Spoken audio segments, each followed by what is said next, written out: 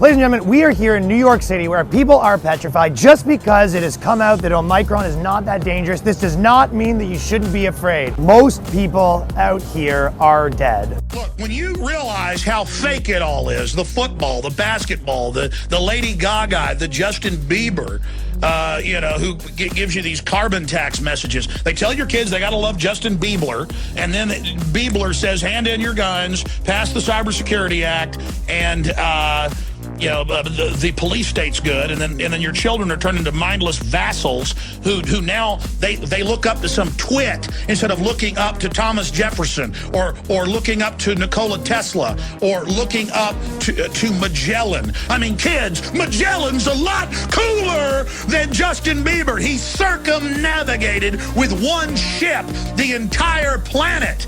December 7th, 1941. September 11th. 2001, and January 6th, 2021. They want to shatter your mind talking about Justin Bieber! Working families need to get a fighting chance. And by the way, the stock market, the last guy's measure of everything, is about 20% higher than it was when my predecessor was there. It has hit record after record after record on my watch, while making things more equitable for working class people. You can't have a demolition of the entire economy. People are unpredictable. They can react in a billion different ways. We're not like cement or steel or like the natural elements. We have choice, and they can never ever predict all the possible choices. We are in the power position by searching for the truth and clinging to that. And the truth always prevails. We have to be more confident in that than not always just kicking the stone and go, oh, this is all part of their plan. They will never make 2 + 2 = 5. When I see members of the board of the schools that are in control of our children and the way they think, I'm disgusted. This is exactly why my kids are at home, homeschooled, staying away from people like you. They want to poison their minds and think that there's something they should fear. You guys are like the boogeyman. You're creating hysteria, and you're creating a generation of children with social anxiety. You're going to create an entire generation of pill-popping junkies. Your doorways to perception. I want to see you truly live. I want to see you truly be who you are. Ah! Masks are like the Democrats' MAGA hat.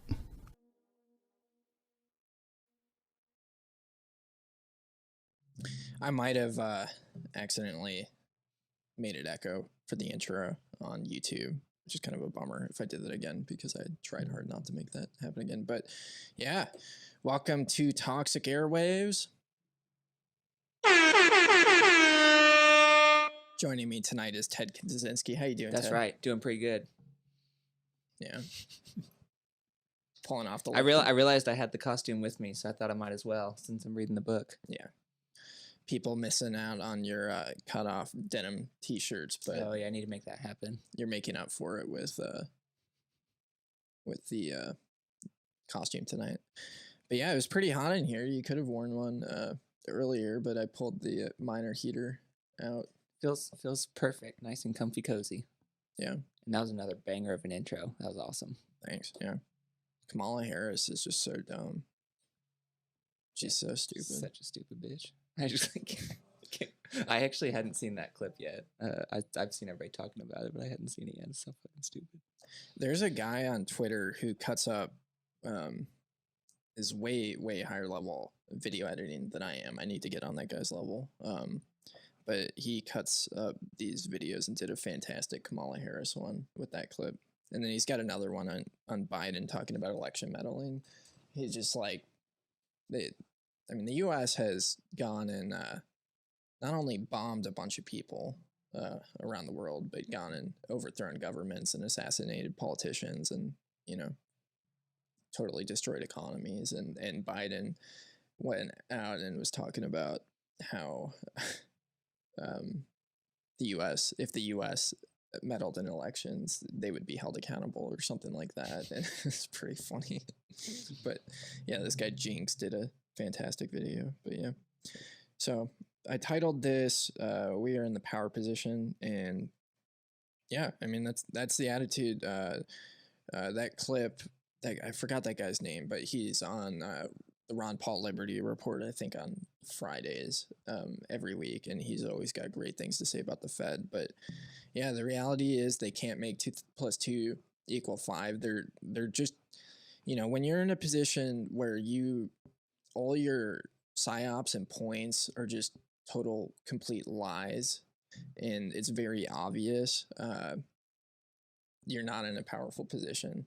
And what we have backing us is technology. We have markets on our side, and if you're an anarchist right now, you're in a pretty good position because the state is exposing themselves as for what they are. It's very apparent to normal people. I mean, when you have the back the blue people getting beat up by cops,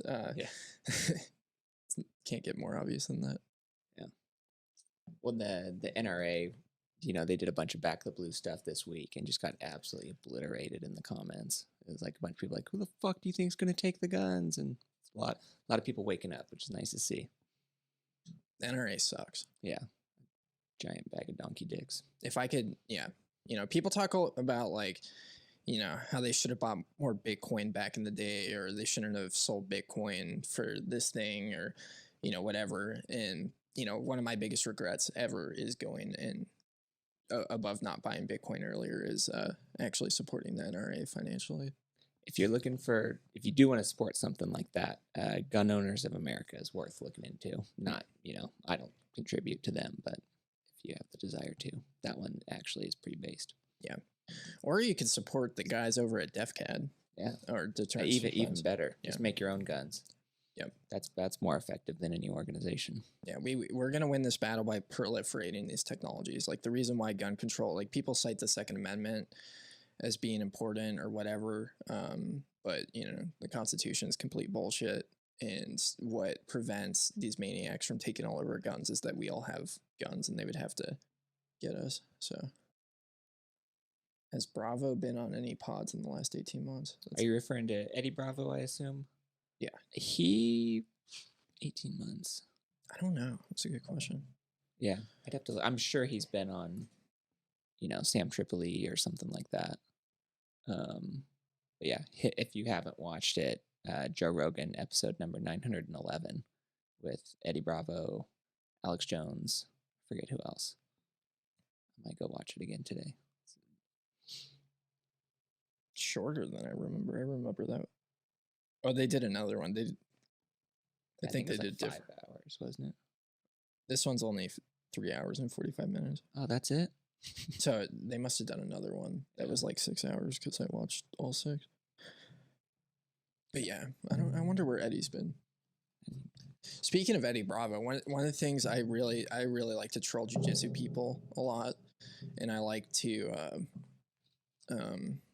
refer to it as ground karate. Yeah. I've got a buddy that's a black belt, badass, could kick my ass very easily. He has his own dojo in town, but I refer to him as Mr. Miyagi in his karate dojo or ground karate dojo, and that really upsets them. And then another one that's really funny is to always point to no-gi ground karate being superior. Trolling people like that's super funny. But yeah, BJJ, great skill set.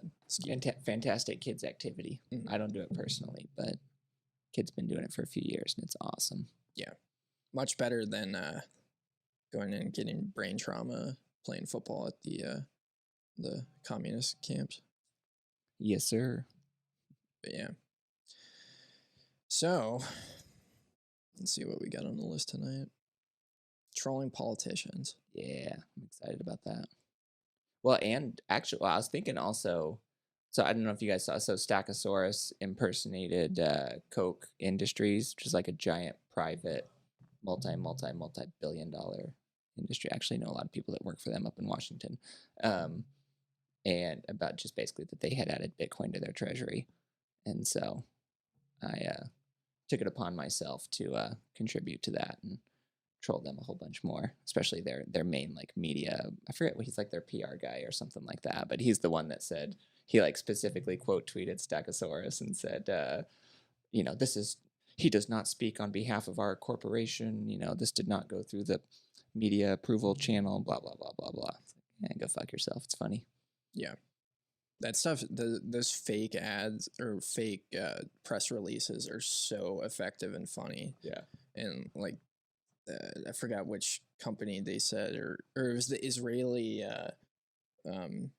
fund that they posted that had bought a lot of Bitcoin, and Yahoo News picked up on that. That was pretty funny. And this guy's name on Twitter is @ANTON if you want to say hello. But yeah. Speaking of local politicians, so we have a really, really shitty local politician in Tucson named Dr. Matt Hines. Have you heard of this guy? I have not. So he wants to charge unvaccinated people with murder. You got thoughts on that? It's what a boss. Yeah. Shout out. I love like we were talking about at the beginning, you know, like another term for it is the cathedral is burning. Like there's this giant cathedral that so many people have invested literally centuries in building. And, you know, they've built this big giant construction of the federal government and it's just burning in front of our eyes. And it's beautiful to watch. It's so much fun. And you have people, you know, this guy talking about people that aren't vaccinated need to be prosecuted for murder. And it's like, I love seeing that kind of stuff. Like we need as much division, like all that kind of stuff as possible. Like just make it very, very, very clear that I want like that guy. I don't know anything about him, but based on that view, I can be certain I want nothing to do with a society that he's a part of. Like I don't like, why would I be in the same anything as him? Like he can just go off and do his own thing and, you know, I can do mine and he can leave me alone. Yeah. But yeah, and this kind of goes into, you know, the idea, like in the intro, that video of the guy at the school board. I don't know why you'd go to the school board and yell at them because it's such a complete waste of time. But he had the right idea in the sense of like, I pulled my kids out of. I mean, I guess that would be, you know, an effective way to go viral. And so all these, you know, blue-pilled parents that are yelling at school boards could see like this is the proper thing to do is just pull your kids. Like if you think if your kids are getting abused, then don't let them hang out with the abusers. Don't subjugate them to that. Well, and it's, I mean, you know, like, yeah, like it's easy to, I guess just basically like if him going and doing that speech at a school board has a 1% chance of some parent there homeschooling their kid, that's, you know, that's a reasonable use of time in my book. Like to get one kid out of that Soviet indoctrination and abuse factory is a big win. Yeah.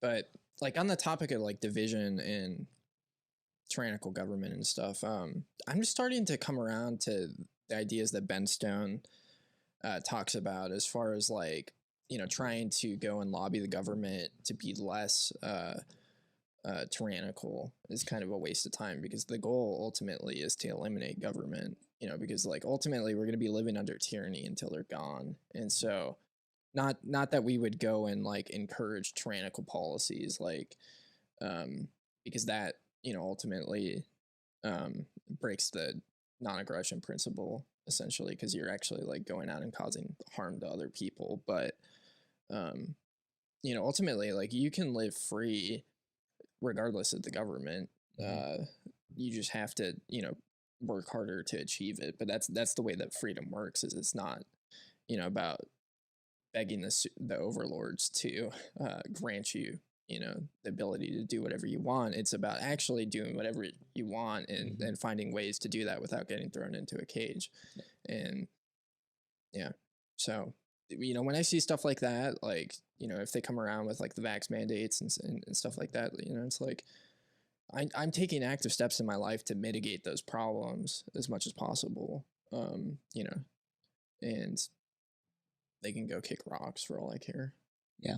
And it's on, I mean, it's the idea we've been talking about on this, you know, on our Monday night thing here is it's like the leverage point is individuals accumulating economic power. It's not anything else. And, you know, an individual that's used Bitcoin to accumulate enough economic power has so much more leeway to tell them to, you know, to fuck off. And it does take me. I mean, last spring I changed up my employment big time because I was, basically I was previously doing like contracting for big giant companies that were absolutely going to push the vax as soon as it was, FDA mandated. And I was like, fuck, I got to get out of here before that. I got to get out of this world before that stuff gets too bad. And so by the time all the vax mandate stuff started, kicking into high gear, I was already, completely out and settled in a whole other form of work that just will never ever give a fuck about any of that. Yeah. So it's yeah, I don't know. And my heart goes out to, the people who are faced with a choice of, get the Bill Gates poison or lose your employment. That's extremely difficult, and I hate that they put people in that position.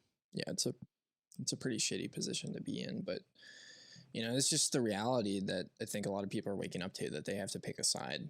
Mm-hmm. You can't just stand on the sidelines and hope for everything to magically get better. Like, we're essentially, like, the state has declared war against us as individuals, all of us, even the people that think that they're on the state side and are benefiting from the policies. But yeah, one of the ways that we have gone around the income stream problem is our sponsors. That's true.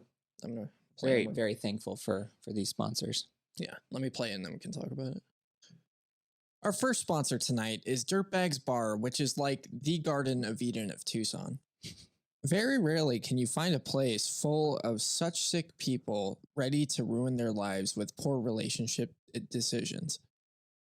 As you know, all poor relationship decisions should be made while heavily intoxicated. We know it's hard for you to find someone new after your third or fourth marriage.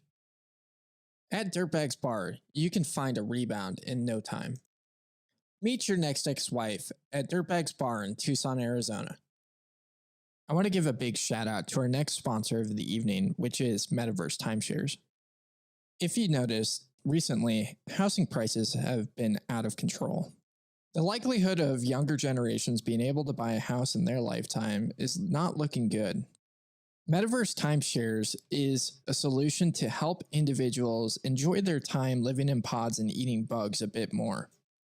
Instead of being stuck in the reality of living in your homeless camp, you can put on some VR goggles and instantly enjoy a timeshare anywhere in the world or even outside of this world. Check out Metaverse Timeshares to make your miserable existence a little bit more bearable.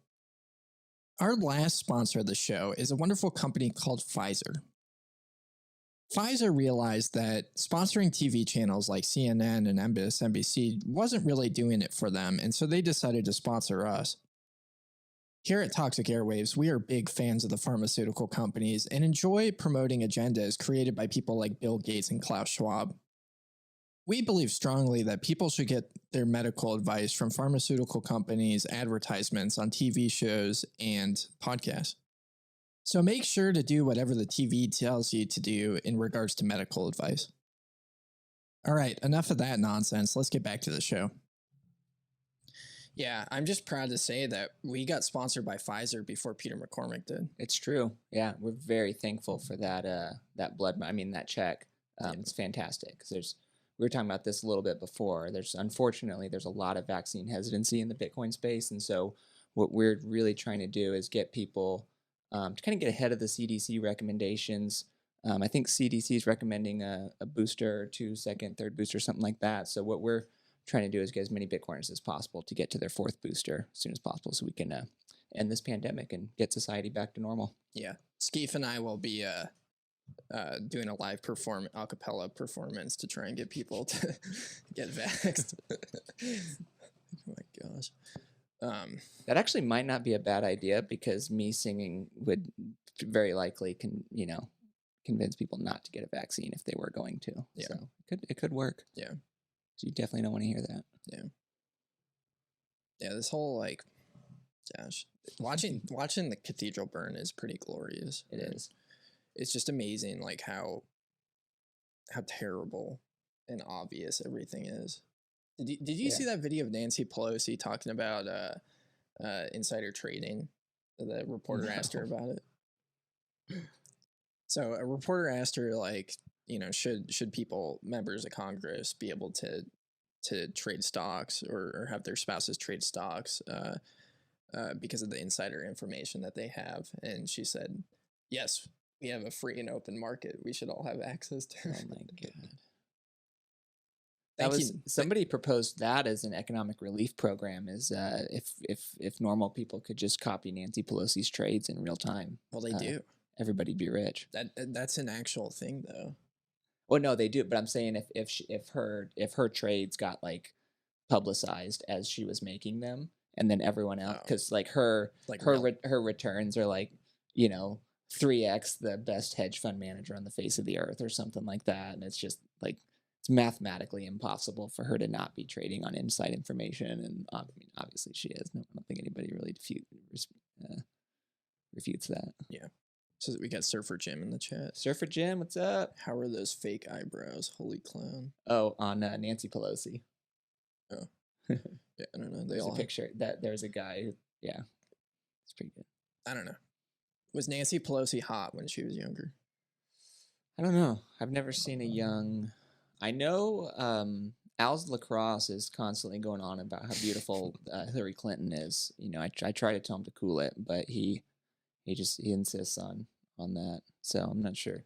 We might have to ask him. He's kind of I would say he's the thought leader on senior citizen female politicians and their attractiveness.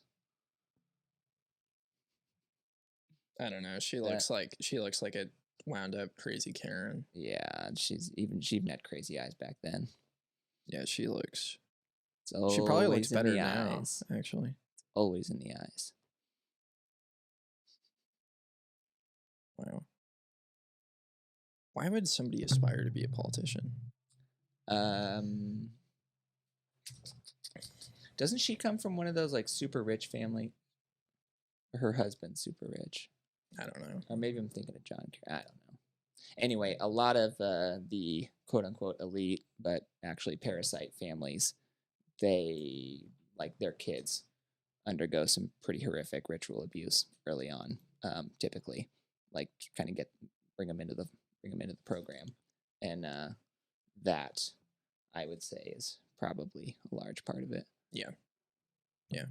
Well, on that topic, I think we have to really like. I've thought a lot about it more, but I forgot who was talking about this last week, but they made a convincing argument. Oh, it was at the meetup up in Phoenix.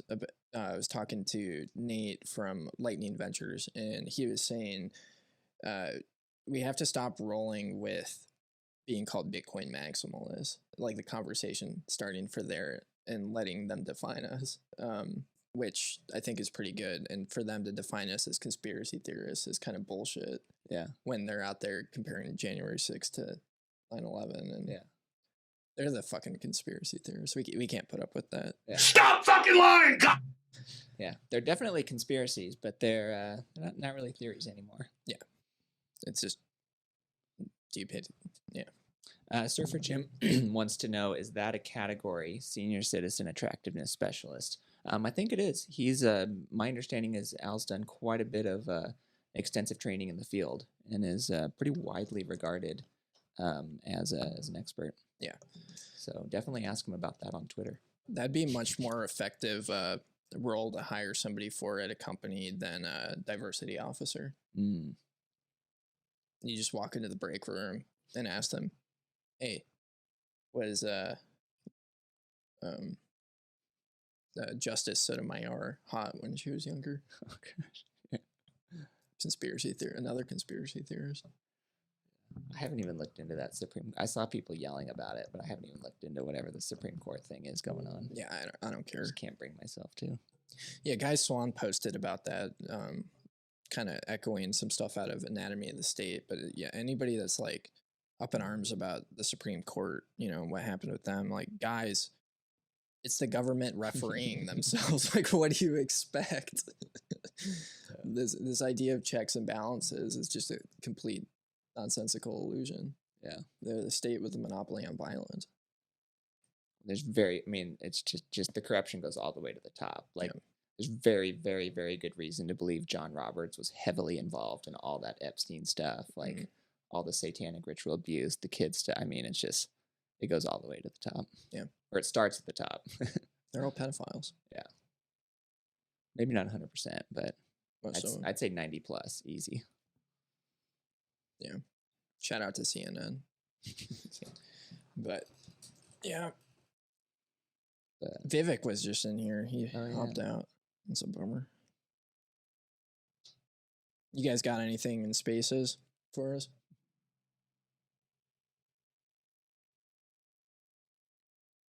Got Surfer Jam. What's up, guys? What's up, You guys sir? are hilarious. we have fun on Mondays. Your deadpan sarcasm is it vibrates well with my brain cells. Glad to hear that. Awesome. Yeah. I didn't realize you guys did this every Monday. I just figured it out recently. So I happened to be online and saw some post or something. Said, oh, let's check it out. Nice. So here I am.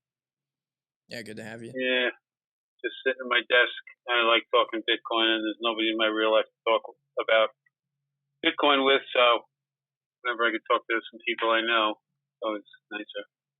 It's nice. Yeah. How's the winter treating you out So- there? Oh, it's brutal. Tomorrow's going to be the coldest day of the year, high of 17 degrees. I'm working outdoors on a metal roof. Not fun. I'm going to try and do it. We'll see if I can handle it. Definitely pushing it. Gotcha. We need to get Bitcoin back to 58K so you can retire. Yeah, that'd be awesome. Hey, Skeef, I noticed that you lost a sponsor this week. The what was it? Politician realignment program. What was that program that they were sponsoring last week? Yeah, I had started a business. Retraining. Yeah, retraining, relocation.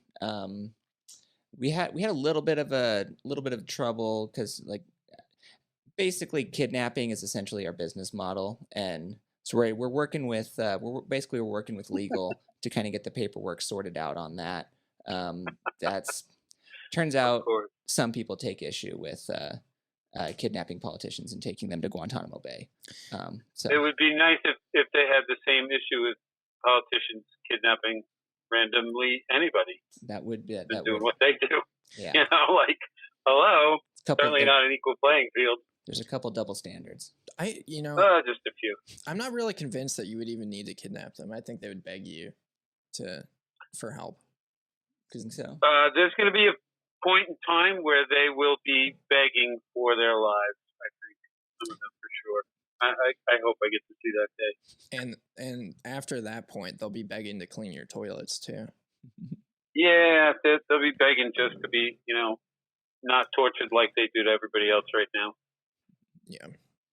Various ways. But I mean, yeah, I don't really feel that vindictive towards individual politicians because I think it's the apparatus that's the issue of putting these idiots in positions of power or authority to do awful things. And, the way I view it is the state isn't as much the enemy. It's the religion of statism. And I talk about this idea that we need rulers to be able to function as a society is just total bogus. And that's the thing that needs to be addressed, ultimately. And I feel like we have, some pretty powerful things leading us in the direction to make it pretty obvious to people where, opting into this state is just going to be so inconvenient. It's just not going to be a thing anymore. And I'm excited about that. But yeah, I mean, yeah. And the parallel systems that we're building are going to be so much more attractive and already are so much more attractive. I mean, think about do you want to go live in a communist hellhole in, fucking Seattle or whatever? Or, do you want to actually run your own life and prosper and, do whatever it is that you want to do out somewhere else where people just aren't trying to control you? You can go to a place like Texas, which doesn't take liberty as seriously, but it's still pretty good. You can also go to Arizona, which does take liberty seriously. There's just a lot of opportunities out there. Yeah. And I think, like, one of the unfortunate attitudes that people have is we only really get concerned with the actions of the state when they affect us. Because the state has been doing awful tyrannical things for a very long time. I mean, how many years of bombing people in random countries around the world has the U.S. been involved with? Just murdering millions of people. Yeah. And now people are getting up in arms because they're being told they have to get a vaccine. And that's the breaking point. So, I mean, at the end of the day, it's like, the state, as long as it's allowed to function, will continue to do these terrible things and continue to grow until it gets to a point where it comes back to you. And it's like, if we go through this stupid process of revolution, installing a new government, and it somehow miraculously works to where they're a less oppressive, blatantly oppressive government, our grandkids are gonna be dealing with the same bullshit. Yeah. So and we don't have to wait that long. We can already create a brand new world today. Yeah. It's like I don't know. I was talking to somebody about this recently. As it's like, I have kids and they hardly really don't even really know what COVID is. Like, they know that, they obviously see masks on other people if we go to the store or whatever, but they are barely, for them, it's like this kind of thing that they see around. It's not really that big of a deal. Just because they don't I'm very careful about how I how I construct the environment that they exist in, and making sure that they're as insulated from that as possible, and not from a tiger parent kind of thing, but just it's like, this is obviously a negative toxic influence, and just I don't want them to be around crackheads. I also don't want them to be around people who think that COVID is real, or anything like that. And so it's like we're very much empowered to create the world that we want to live in today, which I think is beautiful. It's awesome. I think it's coming little by little because of people changing their time preference, because of the fact that we have a money that we can store our labor in that doesn't degrade because of these parasites. And so this generation, us and the people behind us, and I say us because I'm older than you guys, so most of my generation is going to miss this, right? The generation in their 50s and 40s are the ones that are really, the smartest ones in the space are in that age group, and they got kids. And that generation is going to grow up with this money. And the people that watch it happen are going to have to pay attention, because they're going to see the differences. They're going to see the attitudes and the knowledge and the freedom and the choices that are different in this group of people that uses this different money. And little by little, I just do believe the state will be disenfranchised and defunded, because the money that they pay the enforcers to keep up their charade will be useless to those enforcers. And they, like everybody else out there, they're still people with families and houses and their own personal concerns. And they will see other people living freer than even them, who are the enforcers, because they'll feel that, how they're trapped by the fiat money system and their overlords. And even if it's not a bloody revolution, which I hope it's not, I hope it's relatively peaceful, even though I believe somehow some people are going to take a beating, even unfairly, because of being in the wrong place at the wrong time. Who knows what kind of, unfortunate circumstances are going to come down when people's money becomes useless, or their pension plans dry up, or whatever it might be, because this is not stopping. I mean, you listen to all these experts out there. The money system is broken. There's nothing they can do to fix it. The Fed is done. It's just going to take potentially years for the U.S. dollar to get flooded so far into the world that everybody on the planet goes, what the heck? This is finally useless scrap. So it still could last a while, but I do think the inevitable is coming. And with that is all that other stuff that you guys are just talking about. We'll be building it in parallel, like you said, parallel economy. We're already building it. It's just going to keep going. The next generation is going to take the reins, and the grandkids of the parents of today, that have teenage kids or younger, those grandkids are going to live in a much better world. Hopefully, I think so. Yeah, and I think That's my rant. No, absolutely. And I think it goes back to there was that TFTC podcast with Saylor and some other Bitcoin Mining Council guy, and Marty, and I think Austin from GAM was on there too.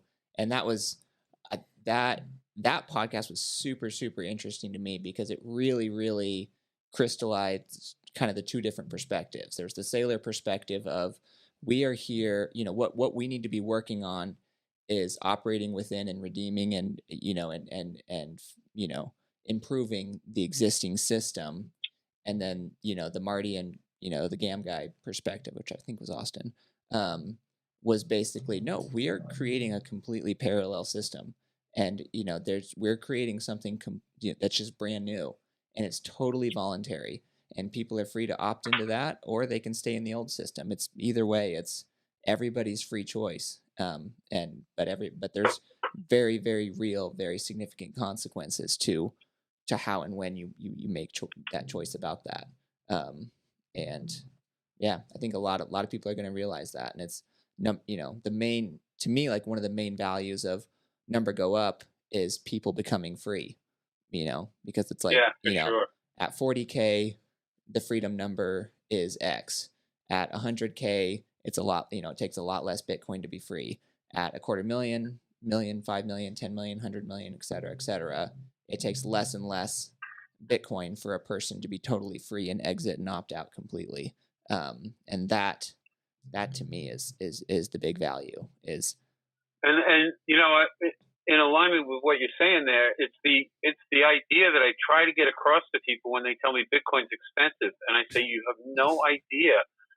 Like you don't to think about owning a whole Bitcoin is out of the grasp of almost everybody on the planet at this point, even at today's current price, which is in the low 40s.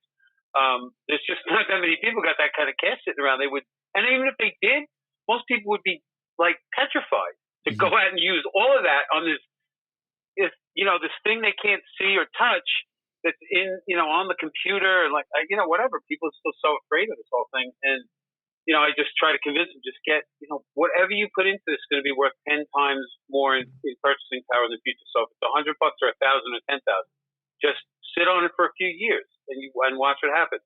So you're right, they won't need much, but they still can't grasp that. Like even a tenth of a Bitcoin could be a fortune in 20 years to somebody. Because like you said, if a Bitcoin's worth 10 million, a tenth of a Bitcoin is worth $1 million in purchasing power. And when I say worth $1 million, we're always referencing dollars in our discussions. Typically, I want it to be what we think of as today as $1 million in purchasing power.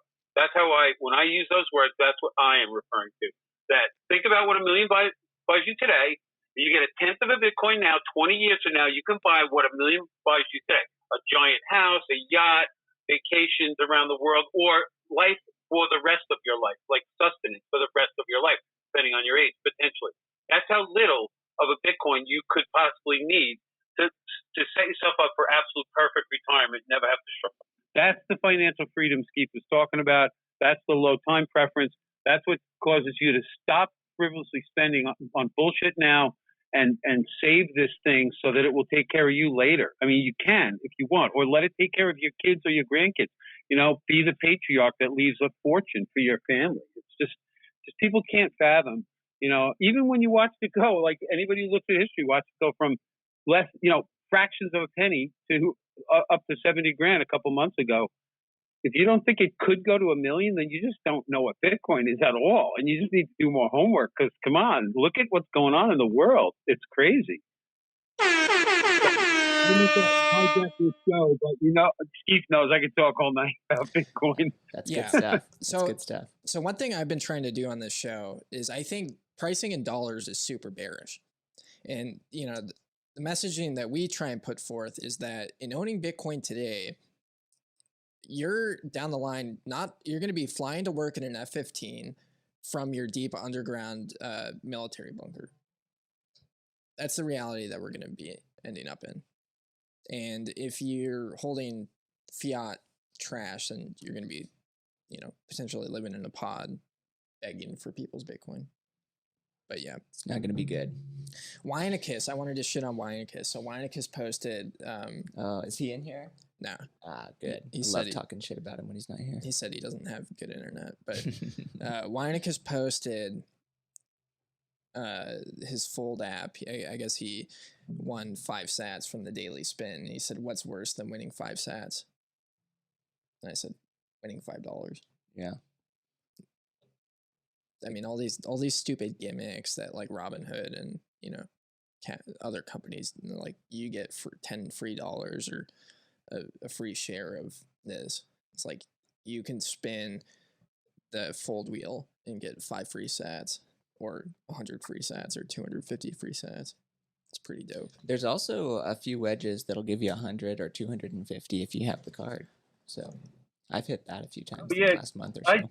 Dude, I never cared. I never cared about rewards points of any kind in my life. I'm not the kind of guy to even return shit unless it's worth a lot of money, because I just don't want to go back to the store. Like I'll just I'm really weird that way. I don't really care about this. But when I heard I was getting free Bitcoin, I was all over that, man. I spend everything through that card, and I spin that wheel all day long, and I'll take every 5 free sats they want to give me. Nice. No problem. Yeah, I mean it's a pretty sweet deal. Yeah. You know what? Here, let's just think about this. There were Bitcoin faucets where you could get 5 Bitcoin for free less than 14 years ago. Yeah. People are going to look back at 5 free sats and go, they were giving that shit away. Are you kidding me? I think. And I'm just going to be going, yeah, I valued it really high. I thought of them each as at least $1. That's what I think. That's $100 million Bitcoin. And that might happen in my lifetime. And even if it doesn't, it's going to happen one day in terms of purchasing power as we understand it today. So those 5 free sats are going to buy like dinner for like 5 people one night or something, like whatever.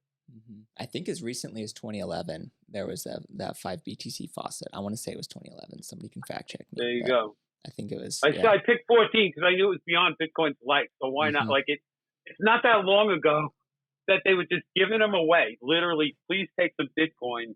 We need the world to wake up to what this is. Man, it bums me to think I was alive. I wasn't plugged in. I didn't know about it, didn't hear about it. And when I did hear about it, I didn't take it seriously the first 2 times. So that sucks. Yeah. But, whatever. It is what it is. And I'm here now and I got what I got. And, at least I understand that I am so early compared to the world. I mean, literally 8 billion people. How many people own Bitcoin? 100 million? Whatever it is, it's not that many compared to 8 billion. Yeah. I don't even know what the number is. I just picked that out of thin air. I have no idea how many people might own Bitcoin. Somebody probably has a guess, but I don't know. Yeah. One thing I wanted to talk about this week. So I got super fired up at the meetup in Scottsdale on last Tuesday. And speaking of which, we have a meetup tomorrow night in Gilbert that I'm pretty stoked for. But yeah, it's talking with this guy about Azteco.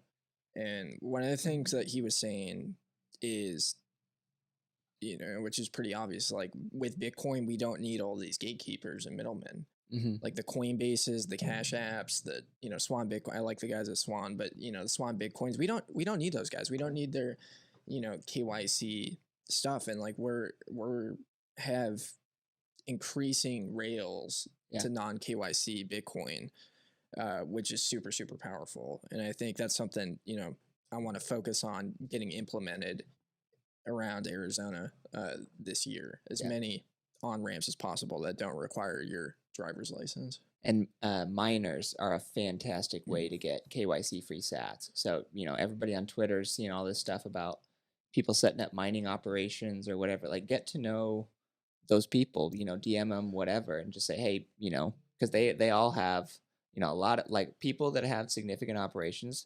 Like it's easy to spend 7, 8, 10, 12 grand a month on electricity. Like that's a lot of fiat that they need to pay those electric bills. And so a lot of them are selling pretty frequently to do that. And so that's definitely like network with those people, get to know those people, give them a reason to trust you. Don't be a shithead. And it's a fantastic way to get some cases. Super mutually beneficial, because they they don't want to sell that shit on Kraken or whatever. Like they want to sell it to you and, keep it private. Yeah. I mean, this goes into like, it's just, if we're going to move in this direction of actually freeing humanity from the slavery of central banking, we're not going to do that by buying GBTC or relying on these exchanges. This whole idea of like, we're going to play, the game by the rules. Like, no, we're going to use Bitcoin as Bitcoin is meant to be and can be used, and we're going to route around the system. Yeah. Because these idiots that have no legitimacy to be doing the things that they're doing, we're not going to play those games anymore. Yeah. So. Indeed. And building that network, like I was saying, not just miners, there's all, if you happen to meet somebody who's Bitcoin retired or something like that, a lot of times those people are looking to sell some sats for cash, periodically. And there's just, there's no, going that route, everybody that I'm aware of does it at spot. There's no, like if you go to a Bitcoin ATM, it's pretty easy to pay an 8% premium. Can be higher, can be lower. Or, BISC has a premium typically, and it's a lot more of a hassle, and I believe it's still limited to $1,000 per transaction. Don't quote me on that. Might not be. Aztecos. Yeah. Aztecos definitely $1,000 per transaction. Minimum 3% fee. It's usually 5% depending on who you buy it through. And there's just, if you do the work to build that network and just have a couple of people is probably plenty who are in those kind of positions that I'm talking about. You can get all the sats however much dollars you're bringing in each month that you want to convert to sats. You can typically do that at spot with like barely more hassle than jumping on Strike or Cash App or Swan or whatever. Yeah. And this is the way that we, eliminate the influence of companies like Chain Analysis in the Bitcoin world is we start using these on ramps and off ramps like Azteca or BISC or buying peer to peer, and I am so over, sitting there and trying to explain Bitcoin to somebody and then setting them up on Cash App, or whichever app. Mm-hmm. I'm just so over them going through that process. What I do now is I sit down with them. I say, do you have $5? And they're like, yeah. And I was like, give me the $5. I'm going to send you a Lightning transaction. Absolutely. Or I'm going to send you, if you have a little bit more money that you're willing to spend on Bitcoin right there, I'm going to send you X amount of money. I always have sats on my phone for that exact reason. Yeah. And before anybody gets any ideas, it's not that much and I conceal carry. So don't get crazy. And I just think like at this point, I'm going to be talking about this at the meetups a lot is just, there's no reason that somebody should ever walk into a meetup, have a question about Bitcoin and not experiencing it right then and there. Yeah. And to make it a regular occurrence of, hey, if you bring cash to the meetup, you can go home with some Bitcoin if you want to. Yeah. And, I think, to some degree, you do have to be a little bit careful about that because there are, the spooks that try and infiltrate everything and get you in bad positions. So, don't be dumb about it and don't talk about illegal stuff and don't, whatever. But even there, like, what you're talking about, Skeef, is like building that network of trust with people, reputation based. That it's a little bit more difficult. Yeah. Don't just jump into somebody's DMs and say, hey, you want to do a $3,000 deal? It's like, you gotta be smart, build up trust over time and, find, hey, I know this person and I know this person's a miner and they also know my friend. Like, get your buddy to vouch for you to them, something like that. Like, there's just a lot of ways to go about it. If somebody did that, I would just tell them to send Bobs, please. Yeah. I made somebody upset.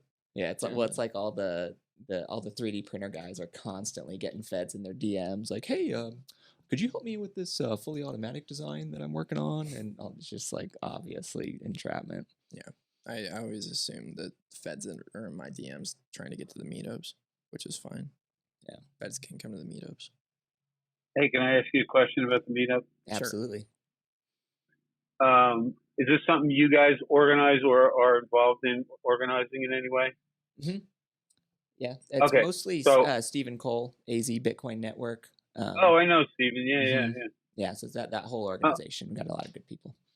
So he had gotten that going on the West Coast when he was out in I think San Diego. So he knows what he's doing. I'm just wanting to meet up with people on Long Island. There's no meetups. I have to go into Manhattan, and it's an hour train ride both ways, and it uses up a lot of time for, not that long of a hangout with a bunch of like-minded people.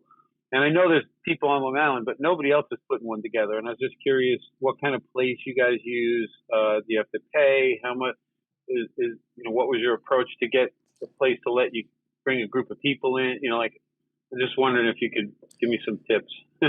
Yeah, so I was running the meetup in Tucson before I hooked up with Steven, and we went under one umbrella. So I liked the Orange County model, which we adopted in Arizona, which is you create a network of meetups across a state or a region. So you could do like a New York area one, and in a city as big as New York, there's no reason why you shouldn't be having meetups. So like Phoenix is huge. And we have meetups in Scottsdale and now in Gilbert, which are, like an hour apart, kind of like what you're talking about. And so what they're doing up there is they're having them happen every week. So like one group, which is essentially organized by our buddy Santos and his wife that were in here, meets in like the Scottsdale area. They're kind of taking over for Steven. And then George McHale is organizing the one in Gilbert. And then, sometimes I'll get in there and organize, events as well. But when you're under the umbrella, it's really easy. Anybody can just go on the meetup page and post like, Manhattan meetup. And then all of the members that are in that group, see the meetup and might come. So I'm doing a home mining presentation on the 22nd in Tucson, and we got some people coming down from Phoenix, which will be pretty dope. But yeah, I mean, as far as like organizing it, you have to find like a friendly business that's not going to be mass Nazis or things like that. I think that's primarily the important, but you can do it however you want. You could just do like casual hangouts, or you could do more serious style, presentations. So like Phoenix, we've been doing a lot more serious style presentations. So we'll like have one presentation a month and one casual meetup. In Tucson, I've been doing casual meetups every month for a year. And so this year I want to do more, structured things on top of that. So I'm going to try and do 2 meetups a month. I'm already failing at that first month, but. So what kind of establishments do you go to? Like restaurant type places, bar type places that have a room where it's not so noisy and people can, like, I know what New York, the different places I've been to, when we do like the Socratic seminar that they do all the time, it's in an office or some type of presentation structured room where there's a screen, a table in the front, people can do a presentation, and there's an audience full of, a room full of chairs for the audience to sit. And, various different rooms, but it's very structured into like a very teaching thing.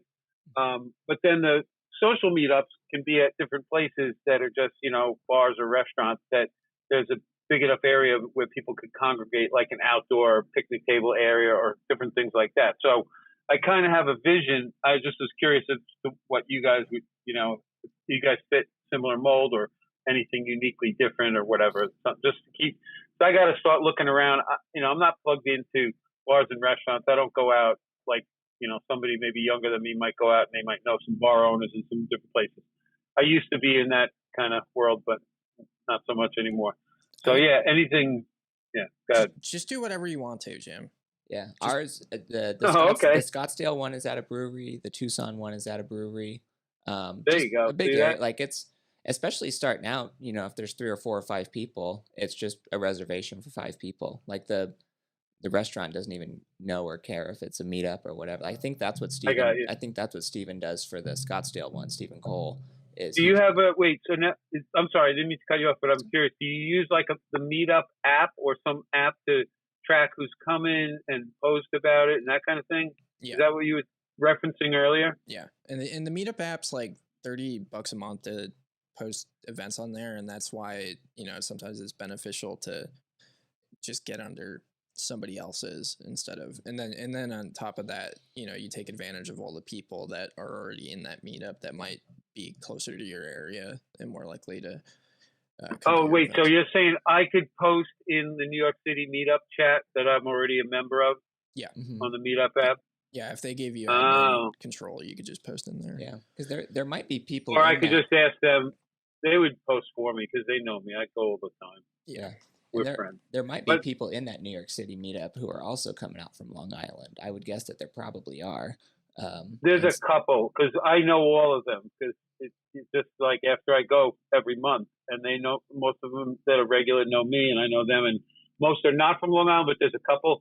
But some of the guys from the city said they would come to a meetup that I put on just maybe because they know me or because they want to just do it because they like doing it like I like to do it. I don't know. Yeah. But that would help because these are experienced guys that, would bring information to new people. So like I'm thinking people on Long Island haven't even ever been to one meetup and a lot of them are barely interested or maybe own a little Bitcoin, but don't know anybody and don't go to conferences and they're completely just wandering blind out there with nobody to talk to and no real way to learn. And because I do get some feedback here and there and from different people in different places.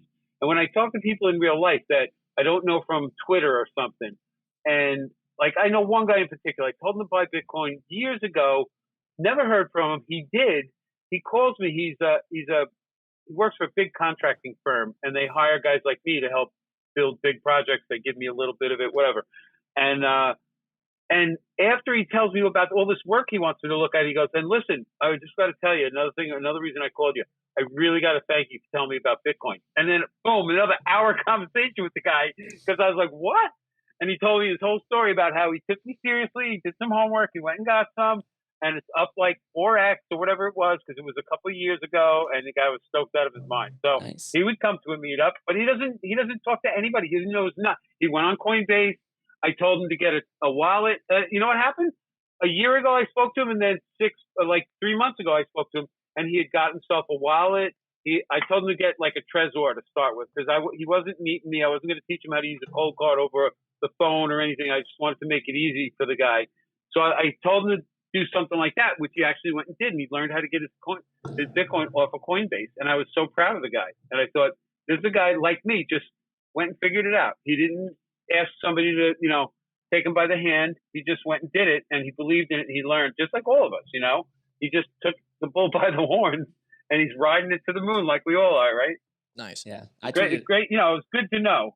I tweeted about this today, but I have a buddy who, the way I've known him for long time, longer than I've been in Bitcoin. And he was actually, like, to this day, like, he doesn't know a ton about Bitcoin, but he's been buying it longer than I have. And the way he originally found it was he's really like UFC, but he's just for, long time, over 10 years. He's been into like really obscure, like Muay Thai fights and like all these like Southeast Asia, like he's a degenerate. He loves betting on that kind of stuff. And so he originally found Bitcoin in 2013 because he was betting on these Muay Thai fights. And the only way you could do it was these just super illegal, websites hosted in, Madagascar or whatever. And so all through 2013, 2014, he's doing his favorite website. All they would accept is Bitcoin. But all the way through 2013, 2014, he thought it was basically a gift card for this betting website. He's like, yeah, just kind of website token, something like that. I don't know. And then he lost his login to the website. Long story short, he found it later, was able to log back in, and it was over a year later. And his account balance, I have no idea what the exact numbers are, obviously, but like, let's say it was 200 when he lost the login. Then it was like $1,000 when he found the login to the website. It was worth so much more. And he's like, wait, what the fuck?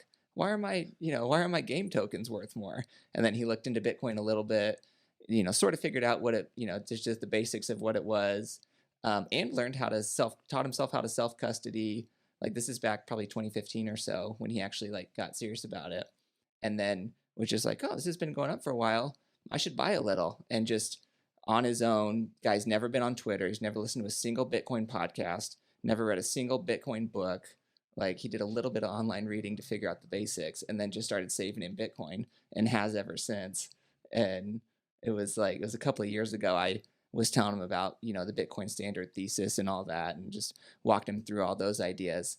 And his response was literally just, oh, I don't know, maybe that's why it went up. Who knows? That's pretty cool story though. And so I offered to let him borrow the book. I was like, hey, I got the book here if you want to borrow it. And he goes, nah, I'm not really interested. But the guy's been buying longer than I have, like, gets it, self-custodies, knows what he's doing. Never Does he get that it's money? Yeah. It's the new money. Okay. Mostly. Yeah. Like, he's just like, okay, this is obviously working. I hate the government. This is money the government can't fuck with. It's really hard to take it from me. It's much harder than my bank account. He's like, I get that. And he's just, like I say, he's been buying every month for, what is that now, 7 years now. And, never listened to a single, like I said, never listened to a podcast, never even had a Twitter account. And I was talking to him about, and also he's never owned a shitcoin, and he's never sold his sats either. Like, he just, I don't know, he's one of my favorite people, but he's just. Does he know about Austrian economics, or is it just not natural really to the guy? Not really. He does. That's He's so not funny because he hates he the probably government, aligns with it. Yeah. Yeah, but he probably aligns with it if he learned, like if he would, like, I don't know. He's like the kind of person, if he read Mises, he would just go, oh shit, yeah, of course, it all makes sense. Like, some people can't make sense of it, but he would just go, of course, this is all logical. Yeah. I don't know. To me, it all was. My guess is, if he did read Mises, his reaction would be something like, this stuff is obvious. Fuck, you need 800 pages to explain this shit? What the, like, you wasting my time with this? Like, you need 800 pages to say the government sucks. Is that what's going on here? Like, I can literally hear him saying that in my head. That is the TLDR if you want to, shrink it down. Yeah. So, Optimist, see, you're in here. Did you want me to explain? What's up, Optimist? Do you want me to explain real income versus nominal income? Yeah, why not, bro? All right. If you haven't hit it, I'm obviously the dumb one that your crowd is. I'm the niche over here, so teach me. Okay, so nominal is like the number. So, like, if I'm looking at jobs in Arizona, I might be looking at a job that makes like $60,000 a year. If I look at the same job in California, that job would pay $100,000 a year. That $60,000 in Arizona would probably go a lot further than the $100,000 in California, because the cost of living, the taxes, and all the other bullshit are higher in California. And so nominal is like the actual number that you get paid, and then real wages is like how far the money goes, essentially. So. Okay. I definitely knew that. Yeah. So, and I bring that up and I tweeted about that today, because you've got people like Joe Biden talking about, like, how the stock market's up and how great that is, for everybody, and just how detached from reality that is. When they go out and they say, like, oh, wages have increased, it's like, well, have they increased at the rate of inflation? Nope, they never have. And nor will they ever increase at the rate of inflation, because the job market's not really a market, because everybody's in debt slavery. So I think interest rates are the easiest way to understand it too. Like, if you go out and get a fiat mortgage, you're going to pay I don't know what the numbers are today, 3% nominal rate, or probably minus 24% real rate. Just because inflation is obviously so much fucking higher than 3% or whatever it is they're charging. Yeah, and that's why, debt is such a powerful tool that can be leveraged in this economy. Especially in a super cycle, which we are definitely in right now. All these fucking bears, we touch 39K and everybody sticks their dick between their legs and starts crying about a bear market. It's like, go fuck yourself. It's a super cycle still. Yeah, big number good. Exactly. Guys, bear market's 40K. Who would have thunk? Yeah. Gosh, people are so emotional. I don't. Hey, it's been. Fuck Minnesota Hodl. I hope he joins. I'll tell him to. I don't know. I like that guy. Let's get the bear thesis. Dude, we've been very bearish lately. even though we're stupidly bullish, I'm kind of down to hear the Bears talk for a little bit. We kind of kick their dick in the dirt. We got some of that I from think we've Magoo been last wrong. week. Yeah, we got a little bit of that from Magoo last week. I think he has a bunch of assumptions that are terrible, but I appreciated hearing it. Yeah. I don't really feel that bad about like I don't check the price anymore. Oh, I definitely do. I'm not proud of it. I see it posted on Twitter. I maybe check it once or twice a week, and then I've got people texting me every time it moves up and down. Like, isn't it a good time to buy? The thing that this has been fun since I've been mining. I've been checking hash rate obsessively, kind of like when I first got into Bitcoin and had Trading View up all the time. And I checked Clark Moody for the projected difficulty adjustment, and that's been fun. I think that's more fun.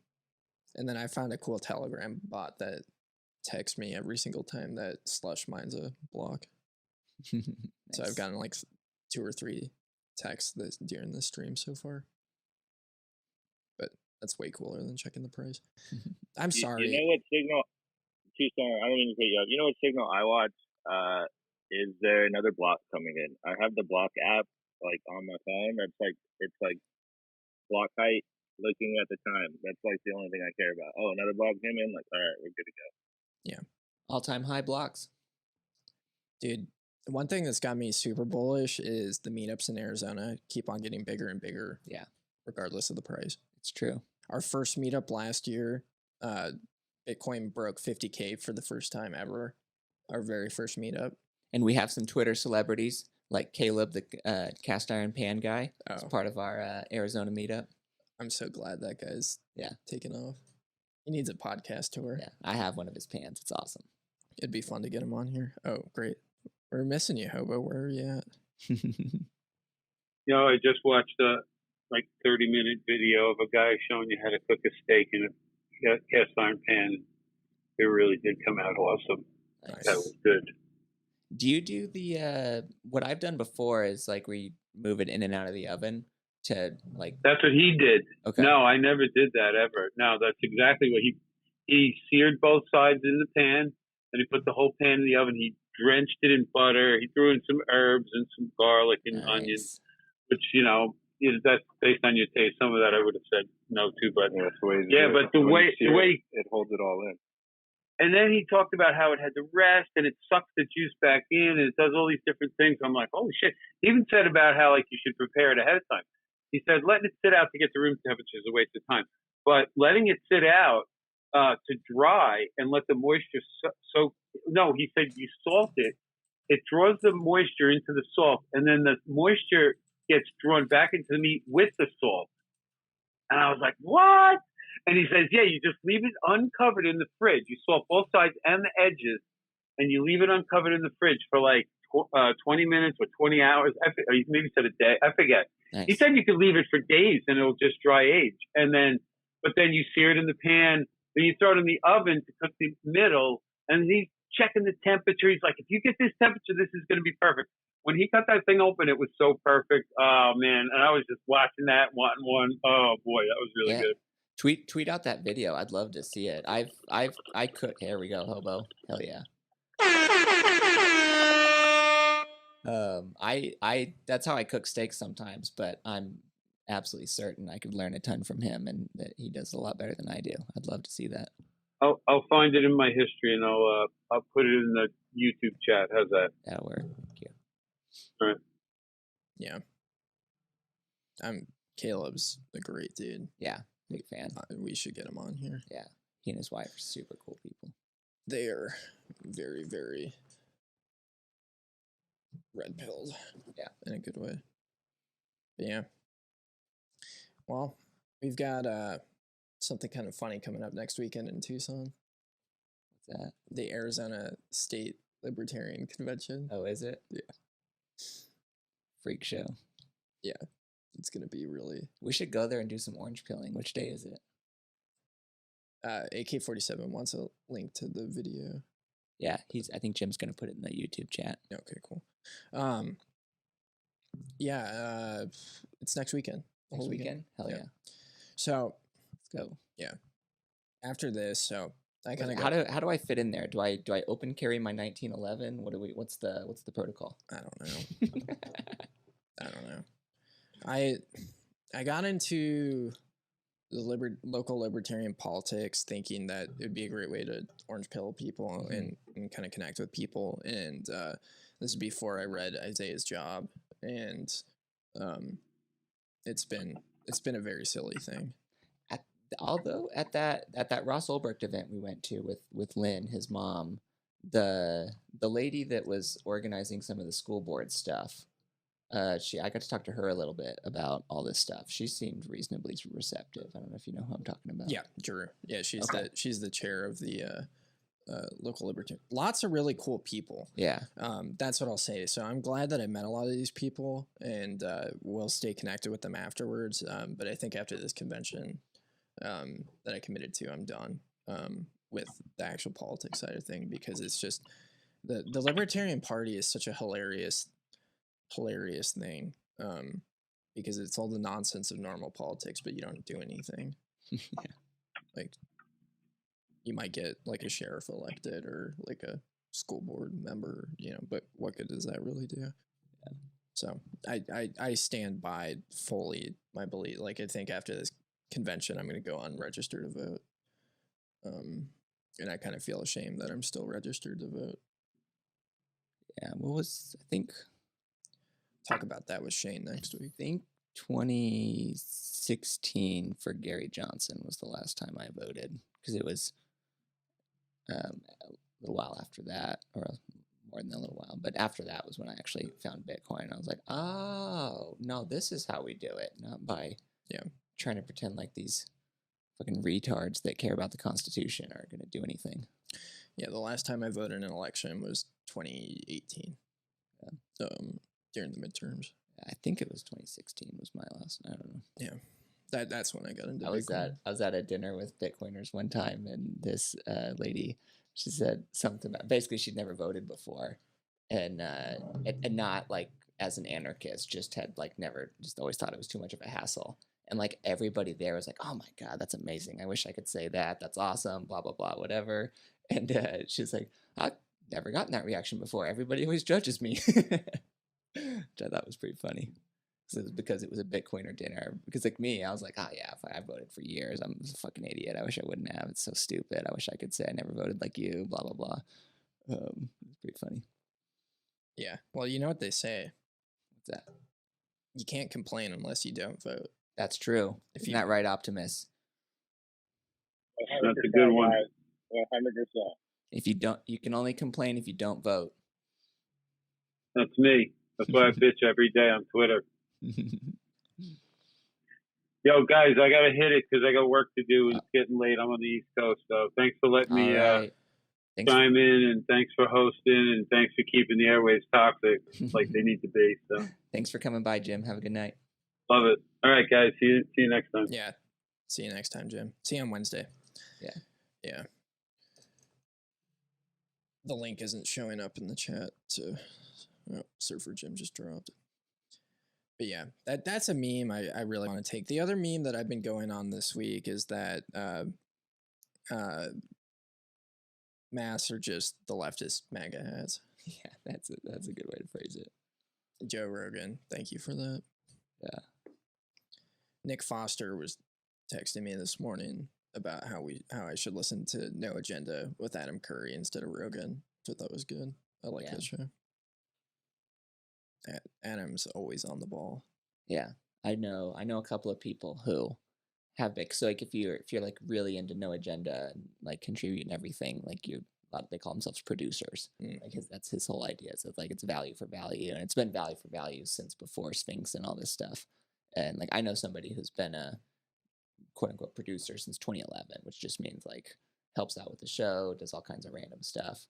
And it's like one of those. It's like Bitcoin, like type community. Like obviously not as big but yeah, it's just like that. Or like maybe jujitsu would be another example. Like people that are really into it and have a lot of aligned values and things like that. Yeah. But yeah, Adam Curry, nothing but good stuff to say about that guy. Yeah. I kind of agree with Nick's sentiment though. Like Rogan's kind of mediocre. Yeah, I watched the Malone interview and I watched part of the McCauley interview, and that's all I've seen from Rogan since he went on Spotify. He's really good at asking questions, and it's a good show. But as far as like content that kind of aligns with me, it's like the same idea with Tim Pool and his show. Speaking of which, I don't know if you saw this, but Tim Pool got swatted in the middle of his stream. I saw him tweet about that. I didn't see what exactly happened. Yeah, I immediately like turned on the stream, and like the cops were walking around, and his story afterwards was pretty crazy. But yeah, I'm sure he dramatized it very well. Yeah, he did, but it seemed pretty serious. Yeah, I know it's serious, but he just, I don't know. Like they apparently had like eight or nine cop cars sitting in the driveway. Did he say what whoever called it in, like what they said was the thing going on and the reason for it? Yeah, they said that there was a guy with a gun that had shot 2 people and was pretty serious. Yeah, that was pretty wild. But yeah, that's the stuff that could potentially happen when you're on a live stream. Yeah. I mean, that's like, yeah. I mean, that's, I don't know. I mean, that's like something that's going to be very serious for Bitcoiners is making sure, nobody can find a door to knock on. I mean, that's what off the grid is going to mean is, I mean, when the time, there's a lot of ways to do it. And there's guides on this. There are a lot better information, but just kind of at a surface level, like, property should be bought through an anonymous LLC. There's just a lot of, like, Wyoming is a really good state for that. Like having an LLC that doesn't have your government name on the paperwork, like, and then using that to buy properties. Very important. Getting a PO box to order packages. Yeah, too. yeah. That's everybody should have a PO box today at absolute bare minimum, I think. Yeah. Like fucking Amazon having your home address, that's terrible. I don't know. It'd be cool to chill with Jeff Bezos. He just shows up. Yeah. Hey Jeff, how you Jeff. doing? I heard your lady's into Leonardo DiCaprio. How's that going? You got all the money in the world and still can't lock her down.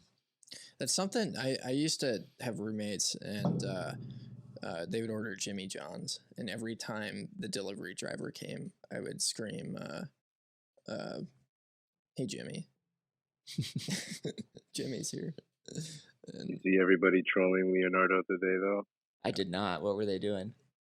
It was like, I saw multiple posts like, oh, if he's so environmentally friendly and wants you to care, then why does his 300 million mega yacht that he stands there by himself with these girls?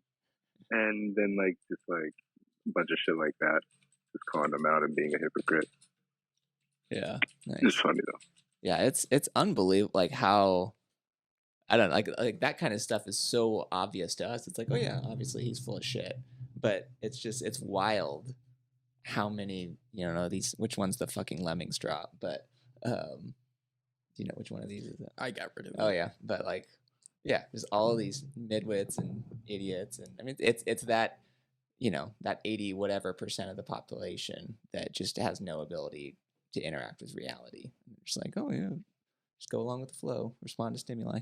Dude, I think Zorn's here. I just got one sad transaction. Where's Zorn at?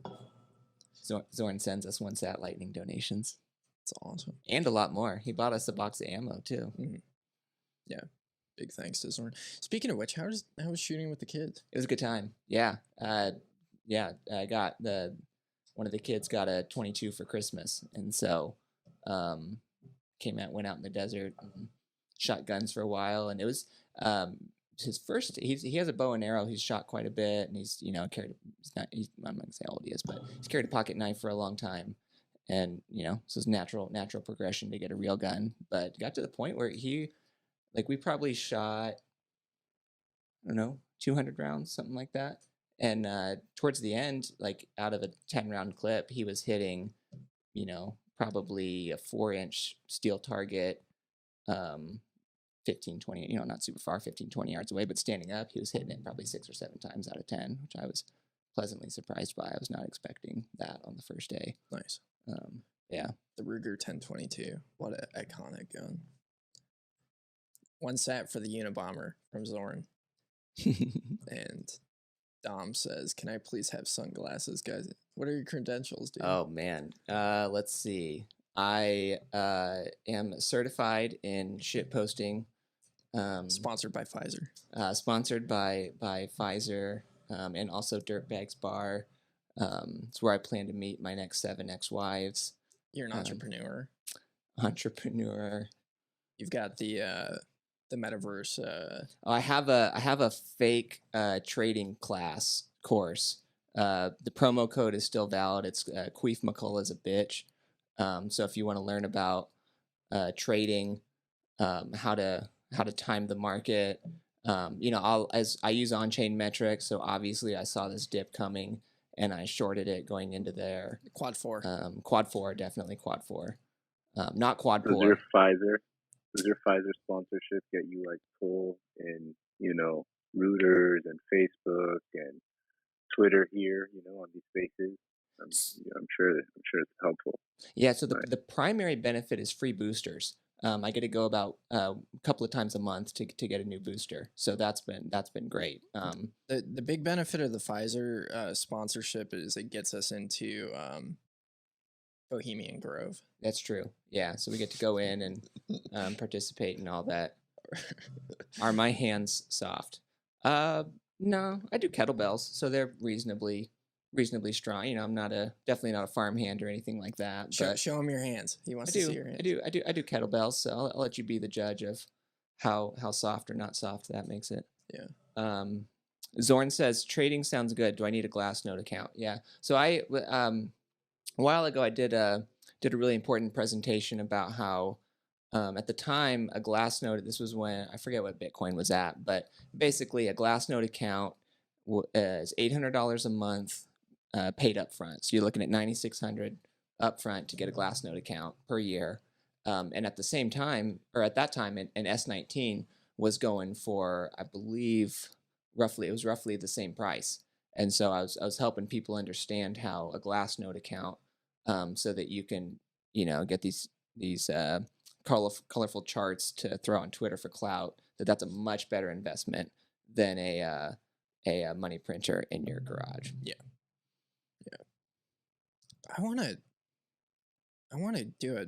get a Dennis Porter inside consultation on how to be as much of a pathetic clout chaser as he is. How does he do it? He's really good at it. Yeah, I don't know how these people.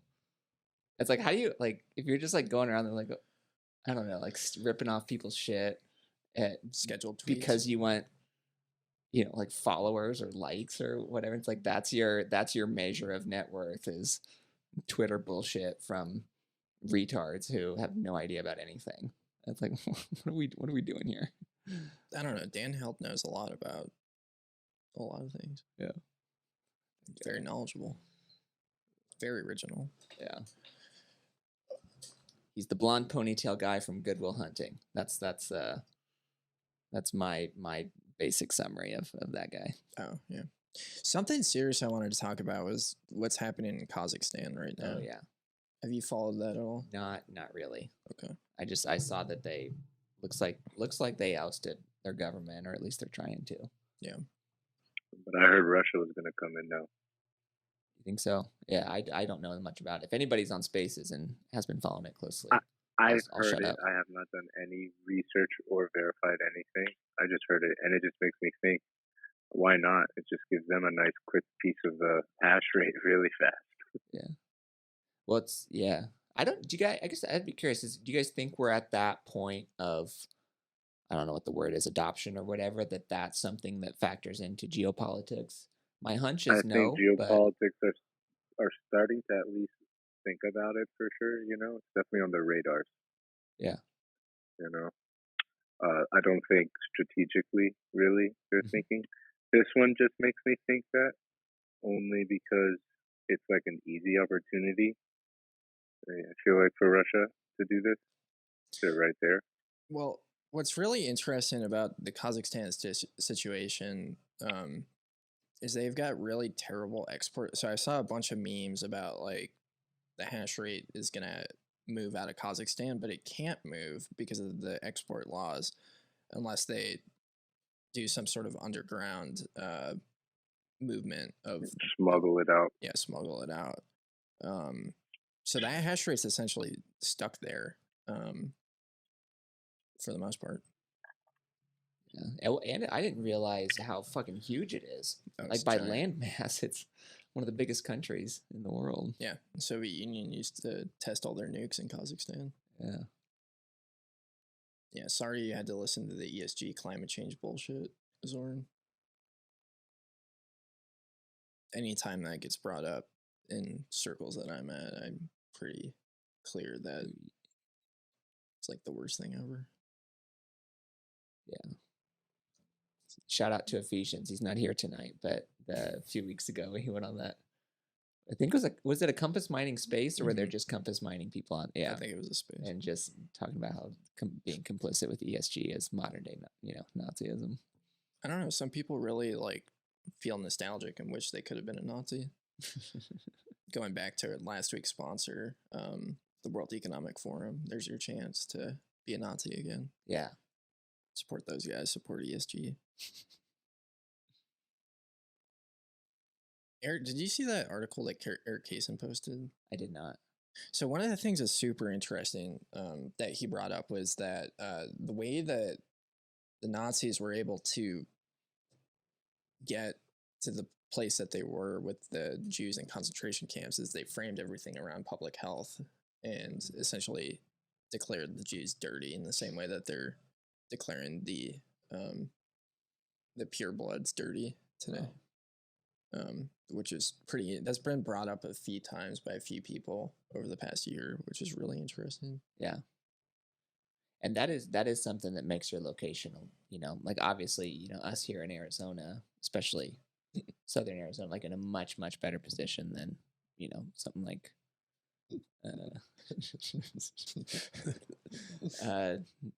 sorry, funny comments in the YouTube chat distracting me, but Arizona's better than California. I think that was my primary point. Yeah. Dom's probably a shit coiner.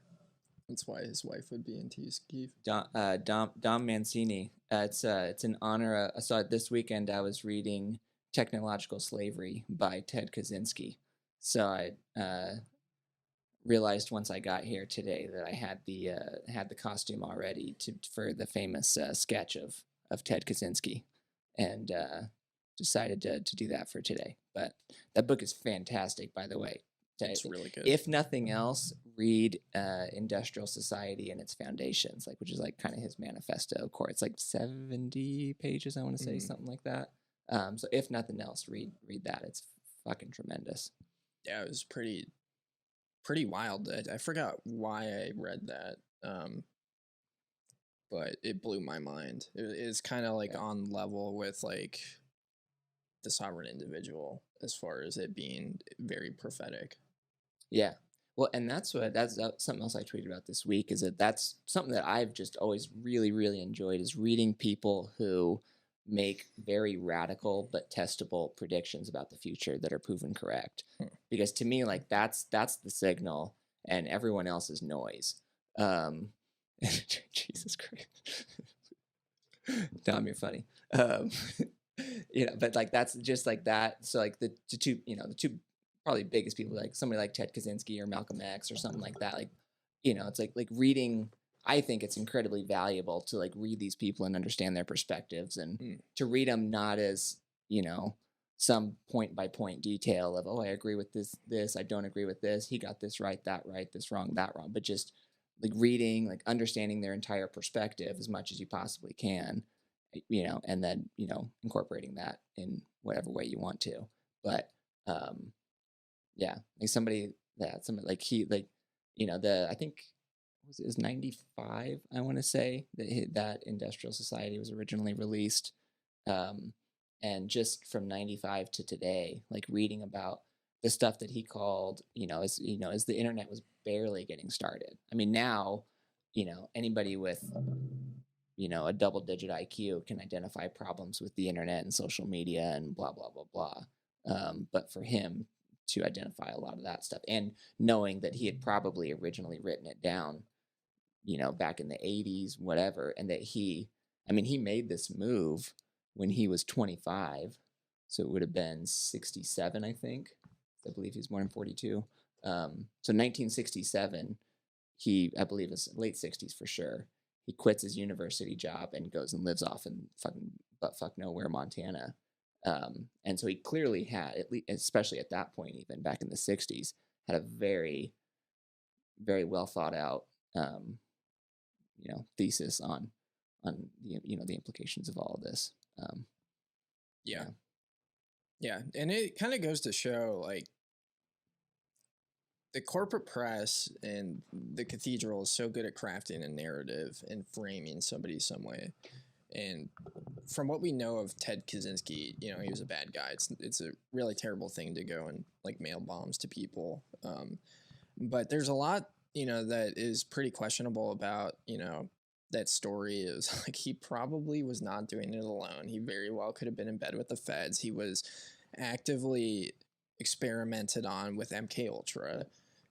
There's and that's not conspiracy theory stuff. Like not at that's all. yeah, totally out there.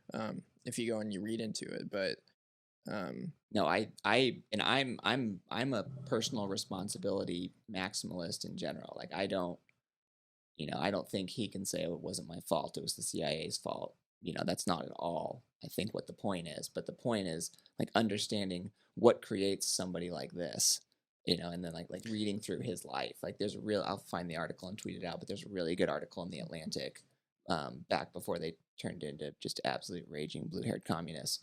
This is like probably a 20-year-old article, and just like it's just the early history of his life, how fucked up his childhood was, how fucked up his experience at Harvard. I mean, the guy went to Harvard when he was 16 years old and went straight into an MK Ultra experiment. He had this health condition, off the top of my head, I can't remember what it was, but at a very, very early age, like I think he was like on 2, something like that. That basically, long story short, he was totally isolated and left alone in a hospital, and his parents couldn't come visit, like barely had any human interaction. And everyone in his life talks about how he went into that experience normal, happy, go lucky kid, and came out of it more or less. They're like, yeah, there's something really, really big change. Like there's just like the life went out of him is a phrase that a lot of people use to describe him. Yeah, describe that. The more you read into MK Ultra, though, the less I don't know how much you can argue about That's personal true. responsibility. That's a good point. That's a very yeah. Now that you mentioned, no, I would agree with that, because there's some pretty crazy stuff. I mean, the CIA published that they can essentially remove and replace people's thoughts and memories, or not thoughts but memories. And I mean, it's near certain that Charles Manson, the reason he was able to do all that stuff is because he was trained in these techniques and knew how to use these kind of techniques and LSD and all that to start his cult. Yeah. I mean, when you look at Manson, I think we talked about this a few times, but if you look at Manson, how do you get this guy that's a high school dropout and deadbeat going to masterfully controlling people's minds and getting like the people that were a part of his family, or the family that went and murdered people like Sharon Tate and other people,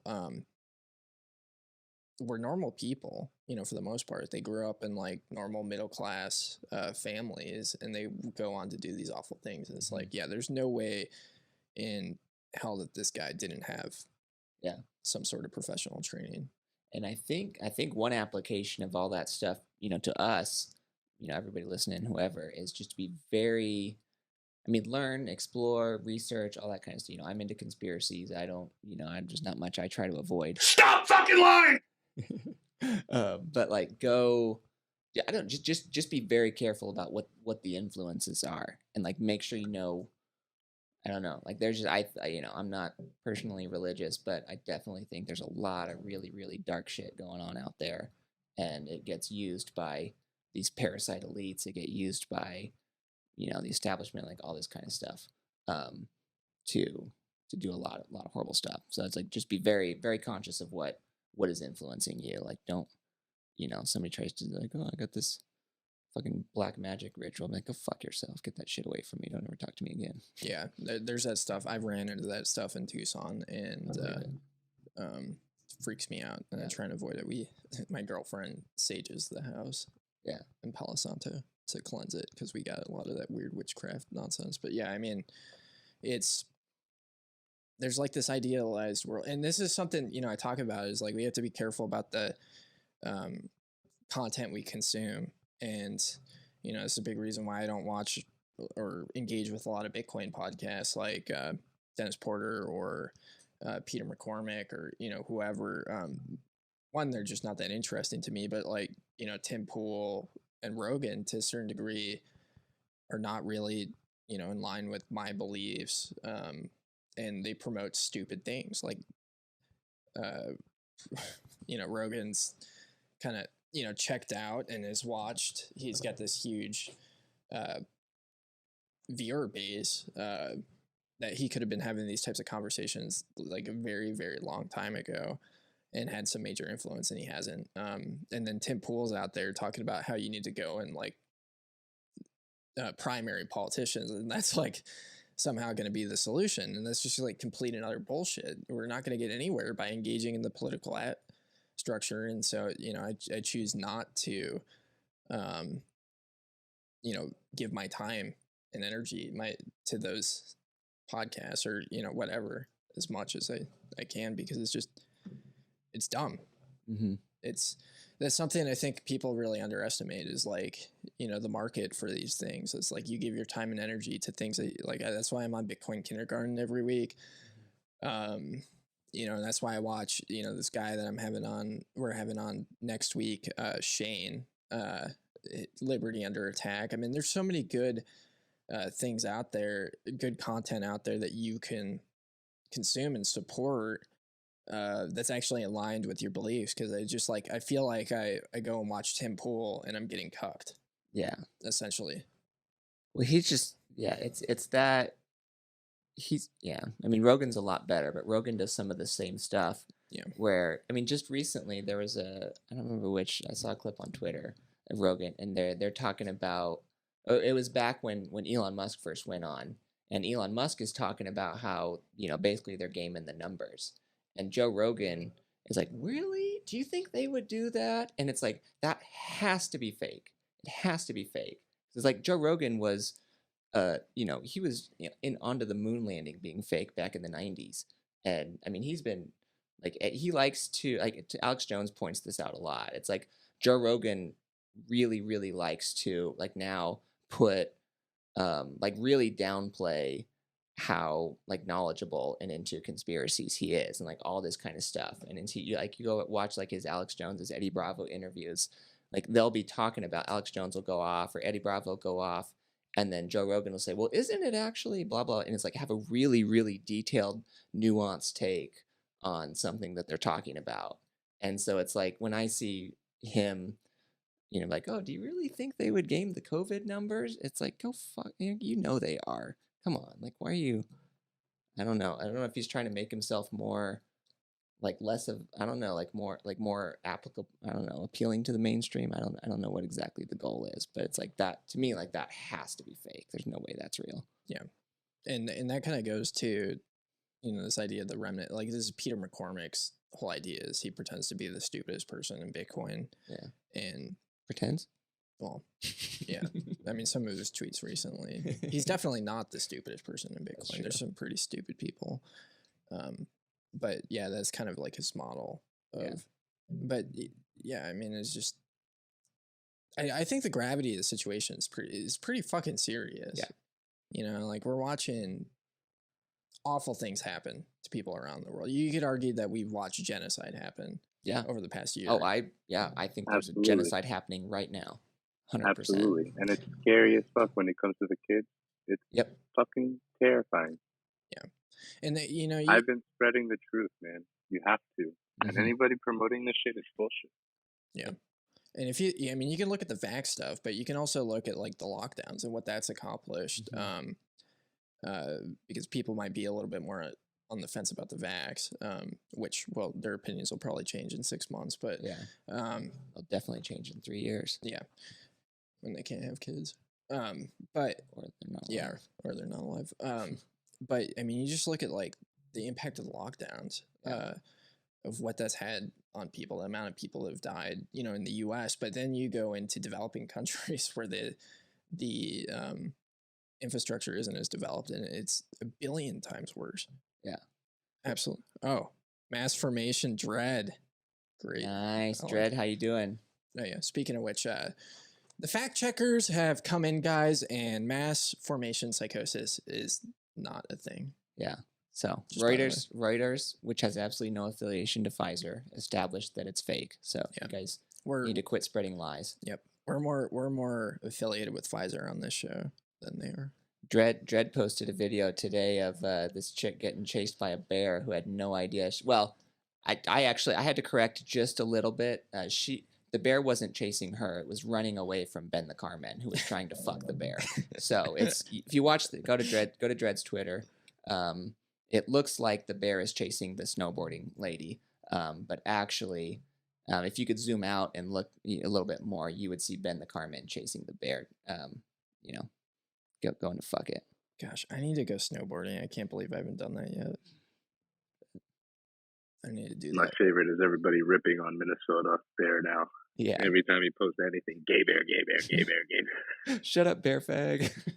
I don't know. I like Minnesota. He annoys the shit. I like the show. I'll tell you that. Why do people like Peter Schiff and why care? Oh, Peter Schiff, because he makes a fuck ton of money off of this. Like all of his the only reason anyone knows Peter Schiff's name is because he went on a couple episodes of Rogan back in the day, but really the only reason anybody knows Peter Schiff's name is because he gets so much engagement from Bitcoin. I mean, if it wasn't for him shitting on Bitcoin, he would have nothing. But the reason why he gets engagement is it's like the same thing with Francis Coppola. These morons that are out there. It's like it's just very obvious trolling, and people falling for it are just feeding the troll essentially. Like, why do you feed the troll, and why do you care what this moron says? I think it's this similar business model to Breedlove too. Yeah, it's like once you get a certain amount of I mean, like Peter Schiff can probably get 75 grand for standing on a stage at some random ass conference, some corporate event. So like it's a lot of people don't realize how much money is in this speaking bullshit. Like that's my guess is, like a bit of, I don't want to speculate on Breedlove specifically, but it's just there's just a lot of nefarious motives that come out of that. And it's like you get into a world where somebody's like, oh, I don't know, you just get like these speaking gigs, and then out of that you can get like, I have known people who do like that kind of speaking stuff, and then you get consulting, like strategy consulting projects, and it's like it's obviously bullshit.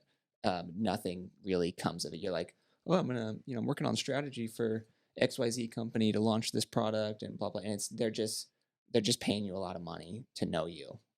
Is a lot of the way it works, and so I would guess that Schiff gets a lot of that stuff.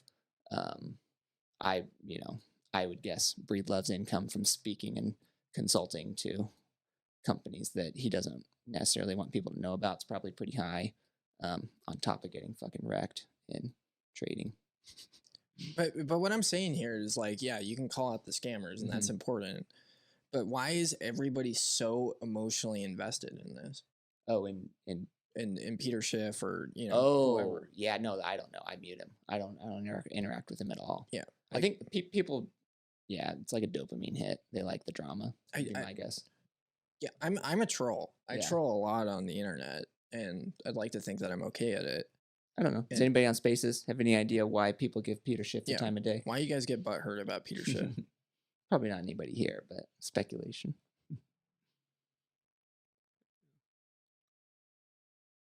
Nothing. Maybe they don't get butthurt about Peter Schiff. But yeah, I mean, I do this all the time, and like the goal of the game, like I think they were talking about this on Bitcoin Kindergarten when Ephesians was on there. Is like rule one of being on the internet is you don't get emotional, you don't get angry, because the second when you have two people trolling each other on the internet, you're trying to get the other person upset. Yeah, and once you do, you win. Right. And so when everybody's like, in Peter Schiff, like, you're such a fucking idiot, and you know, like then they go and tweet about like how upset they are about it. It's like, guys, you're losing. Yeah. Like, this is what he wants. Like, the reason why he's engagement farming intentionally, you know, because he's relevant because he shits on Bitcoin. Yeah. But yeah, It's true. so As they poke me and I poke them back. yeah, I mean, I put in the nest. leave your funny. Oh, did you just? Which one did you just share? Put something in the nest. I have to figure this thing out. Decentralized autism isn't priced in. Was that you? Sometimes Hobo? it takes a second to load. It's Spencer's trying to fuck with Max Kaiser for no reason about saying, why would you make stupid mathematical conclusions that are completely false? Okay. And then I kind of put my 2 cents. But then in the end, literally, as you guys are saying the same thing, I'm like, why are we wasting our energy on this? Yeah. Bottle. Well, Spencer Schiff revealed himself this week in being a vax cuck. So. Oh, did he? Yeah. Yeah, idiot. I saw him shitting on somebody for toxic masculinity or some nonsense, but I don't know. A lot of dum-dums out there. Yeah. I mean, yeah, we just can't get emotional is the thing, because when we do, we lose. And yeah, this is the game. Like, we can mock these people as much as possible. That's a productive activity to do and not take it very seriously. How about a win for Djokovic and fighting and taking a stand? Oh yeah, the what a tennis boss. guy, right? The tennis probably ball one player. of the best players in the world. Yeah. And he said he had all the right documentation, did it the right way, but he's not vaxxed. And then they locked him in a fucking room, and they said no. And then he went to court, and the judge within like 30 minutes was like, "You're perfectly fine. This is absurd." And now he's trying to see if he can play. I don't know what that verdict is yet. Yeah. He's like, "I just want to win." Big L for Australia. Thank God. Australia's so fucking terrible. Australia has fallen, has been trending on Twitter pretty regularly. Yeah. What a joke of a country. Yeah, I mean, but, you know, like, and this is the example, like, a lot of people you talk to in Australia, it depends on where you live. And if you live more rurally, you tend to be okay. Yeah. Like, there was the videos of the indigenous people that were getting pulled out to put in concentration camps, and, you know, stuff like that happens. But, you know, the thing about the state is they're not everywhere. Yeah. All the time. Like, they try to make examples of people like Russ Ulbricht, but we still have like 50 billion iterations of the Silk Road today. Yeah. Like, you can. And there's a lot of, yeah. There's a lot of what I was going to say is that, I don't know, there's a lot of like old guys in the US who have their red line, and you know, then I've talked to a lot of them. It's like their perspective is basically, I've lived a good life. If I need to go out in a, you know, in a place of glory, so be it. Like, I got maybe 3 good years left anyway. Who gives a fuck? And it's that, I don't know. Like, I think that's a pretty big line of defense for the rest of us. Yeah. I mean, that's a good attitude. This hill. I forgot who it. It's Stephen Cole. His location says this hill on Twitter. Nice. I like that. But yeah, that Djokovic guy, total stud. Aaron Rodgers too. What a boss. But yeah, I mean, it kind of, yeah. It's interesting to look at, like, you know, kind of like navigate, like, what are like actual productive things to do in a situation like this. And I feel like, you know, the attitude I try and take is we try and create as little confidence, inspire as little confidence as possible in the state, in the fiat money, you know, and things like that. And so, you know, when we're and that's what things like that do. You know, when people see that and they're like, this tennis guy, you know, had the okay to do that. He just had COVID a few weeks ago. You know, there's no reason why he shouldn't be let in this country. You know, people see that. And I think it's like taking practical steps. I mean, the obvious one for everybody here is, you know, move as much of your net worth as possible into Bitcoin. But it's like other stuff, you know, like get as much of your food as possible through farmer's market or something like that. You know, and it is more expensive. So you know, if it's like 10% farmers market, 90% Costco or whatever, and that's because that's what works for a person's budget, you know, awesome, fantastic. Do what anybody needs to do, whatever they got to do.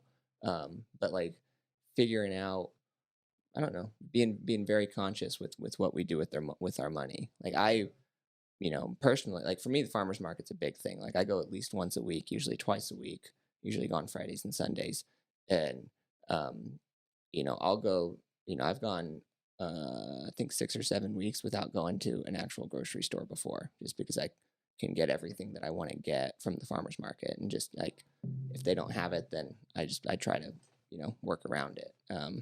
And it's just that's to me like that's a big thing. You know, none of them are Bitcoiners, none of them take Bitcoin, but they're Not yet. you know, honest, normal people just trying to make a living. You know, I pay in cash, so they get to decide how much of that Uncle Sam finds out about. Hopefully zero, and yeah, just kind of go from there. Like like a very you know very good friend of mine runs a restaurant here. Like I go to her restaurant as much as I can. You know, like I know she lives here in Tucson. She's got a couple of locations. You know, it's like I try to do as much of that stuff as possible. Yeah, the restaurant thing. And shout out to the people that are selling stuff on the side of the roads for cash. Yeah, I love those people. I try and the food trucks and you know all those people hustling. Yeah, that's we'll know we live in a free society when those people are selling AR-15s and AK-47s. Is that a good metric? Yeah. When you can buy an AK-47 at a stoplight for cash. I wonder what the laws are, because you might be able to get away with it on Private sale. Yeah, that's really interesting to think about. Like what is the threshold for? I think it's a number of transactions per year, I believe, or at least there's an ATF definition that if you trip a certain number of transactions per year, then you have to become an FFL and all that kind of stuff. I don't know what that number is. Yeah. I got really excited about 6 months ago because I heard somebody bought the Ghost Gunner and was milling a bunch of AR lowers and selling it to people, which is not legal, but pretty dope. Yeah, it's interesting. I don't think you're allowed to sell guns that you create. But if you do it, I'm a fan of you. I saw an Instagram account one time of a guy who, I don't know if he had a Ghost Gunner, but he had some either a Ghost Gunner or a Ghost Gunner type thing, and he was making AR-15s and just advertising them on Instagram, public account. This one's $800. Like this one comes with an optic, it's $1,000. You know, I mean, just I'm like, I don't know. I actually at one point I was long story short. Anyway, I had a chance to talk to him. And I was like, dude, fucking at least make that shit private, dude. Like, you're going to get fucking arrested. It's a terrible idea. Yeah. I mean, you can technically... I mean, even not even private, like doing that on Instagram that's owned by Facebook. That used to be a thing that we used to do all the time, was sell guns on Facebook back in the day, which was pretty dope. But, yeah, I mean, if you're doing it... Yeah, whatever. It's probably not a good idea to post it on the internet. Definitely not. Yeah. Well, we got any other big topics? Social credit scores. Social credit score. That's something like I think people really need to keep in mind. If you're total beta cuck that's not gonna like actually take steps to be a free person, you might want to start considering the type of content that you consume on the internet and the sites you visit. Yeah. Right now. Yeah. Because your social credit score is going to be impacted by watching this show or being on BTC kindergarten. Yeah. But I pretty much no longer have a regular credit score, and so I'm hoping to also tank my social credit score whenever those come out. Get as close to zero as I can. Dude, our social credit scores are fucked.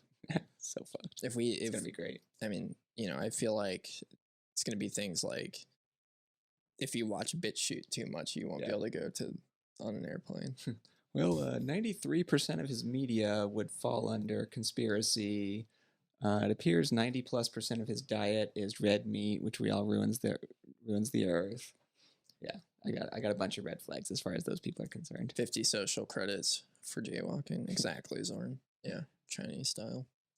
But I feel like in the U.S. it's what you got there. Oh, I was just trying to see if I could find one specific thing. But Oh, is that Ted's keep book? talking. Yeah. You brought it. Yeah, I You brought brought it. You didn't even show it. I brought. Oh, I can show it. If you're on YouTube, technological slavery. Oops, move it so you can see it behind spaces. Ted Kaczynski. Buy it. It's like, I don't know, $12 on Amazon, something like that. But he had a. This is not gonna work. Yeah, -50 social credits for watching Toxic Airwaves. You'll probably get less than 50. I wonder how they'll score it. Do you have any predictions on how they score the social credit? Anybody in spaces?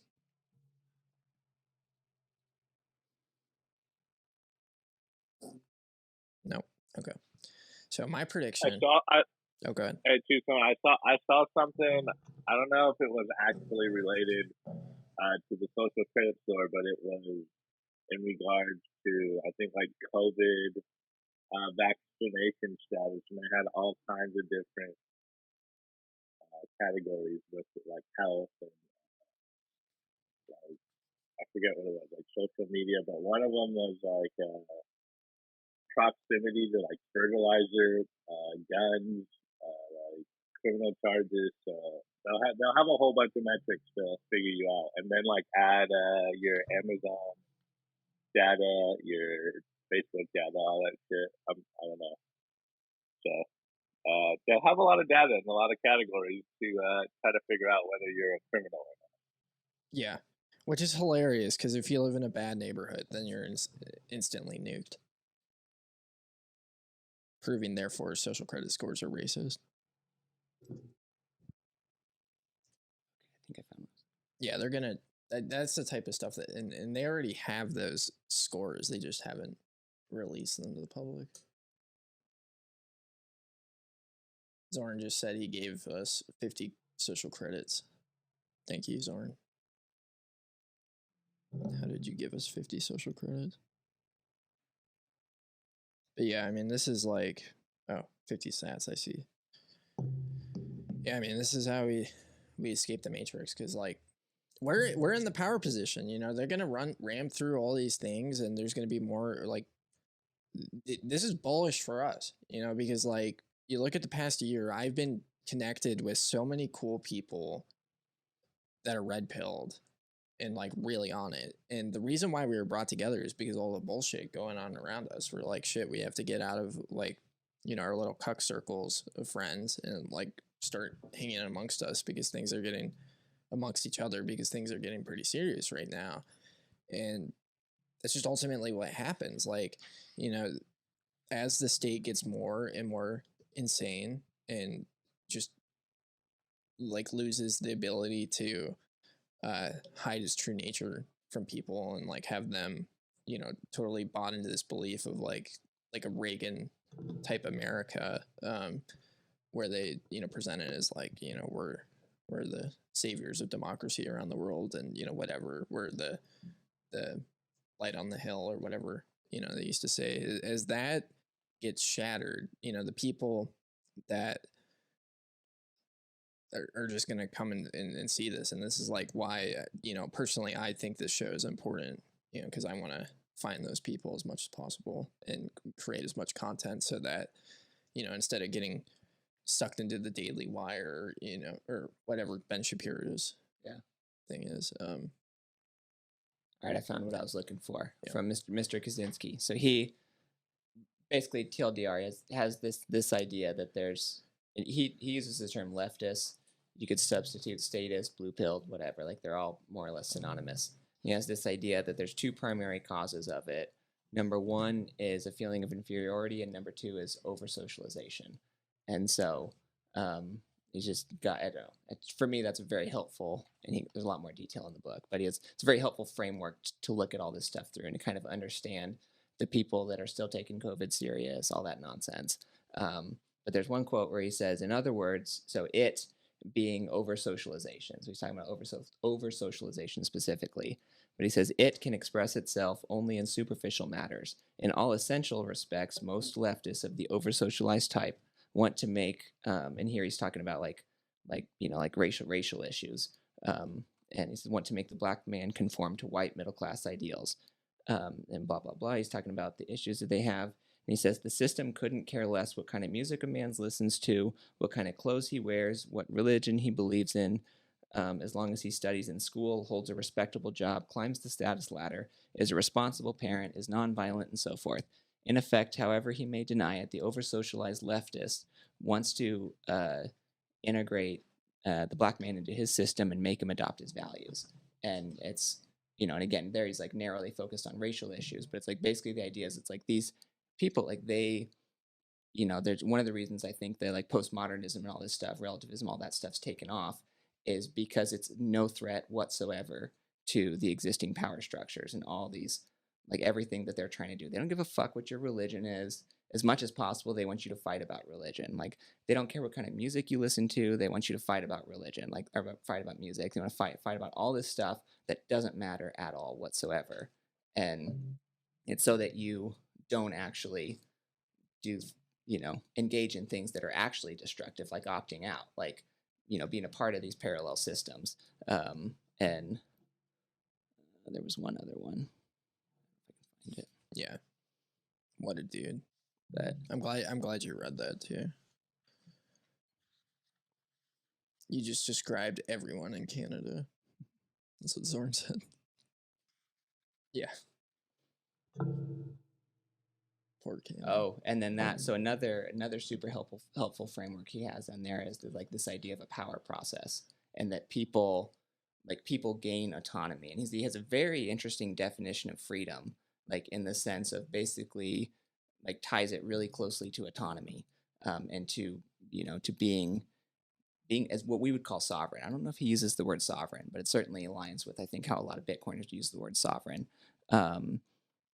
But another one that I was reading, this is paragraph 58 if anybody cares, but it says it'd be possible to give other examples of societies in which there has been rapid change and or lack of close community ties without the kind of massive behavioral aberration seen in today's industrial society.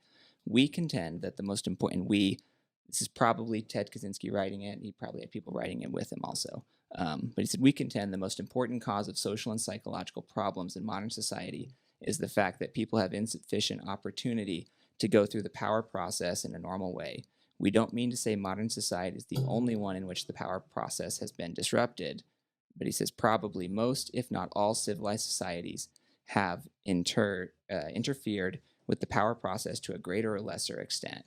And again, goes into a lot more detail, but it's like the reason that's so significant is because that's one of the main ways that they keep people in this state of fear, this like state of like always being reactive and not being actually proactive. And I mean, we're seeing so much of that stuff today, I think, of people being denied the ability to have autonomy, to make their own decisions, to live their life as they see fit, to go through what he calls this power process of like actually having power and agency over our lives. That was another one I thought was just a pretty kind of helpful framework. And again, like that passage was probably written in the 60s, originally published in 95, but was probably written back in the 60s. And to be that early and that correct is pretty fascinating. Yeah. No, and that's really good. That's really, really good. And yeah, I mean, this is like getting too caught up in like whatever the parasites are doing, like everybody's talking about like AOC getting COVID and, being in Florida without a mask on, all this stupid bullshit.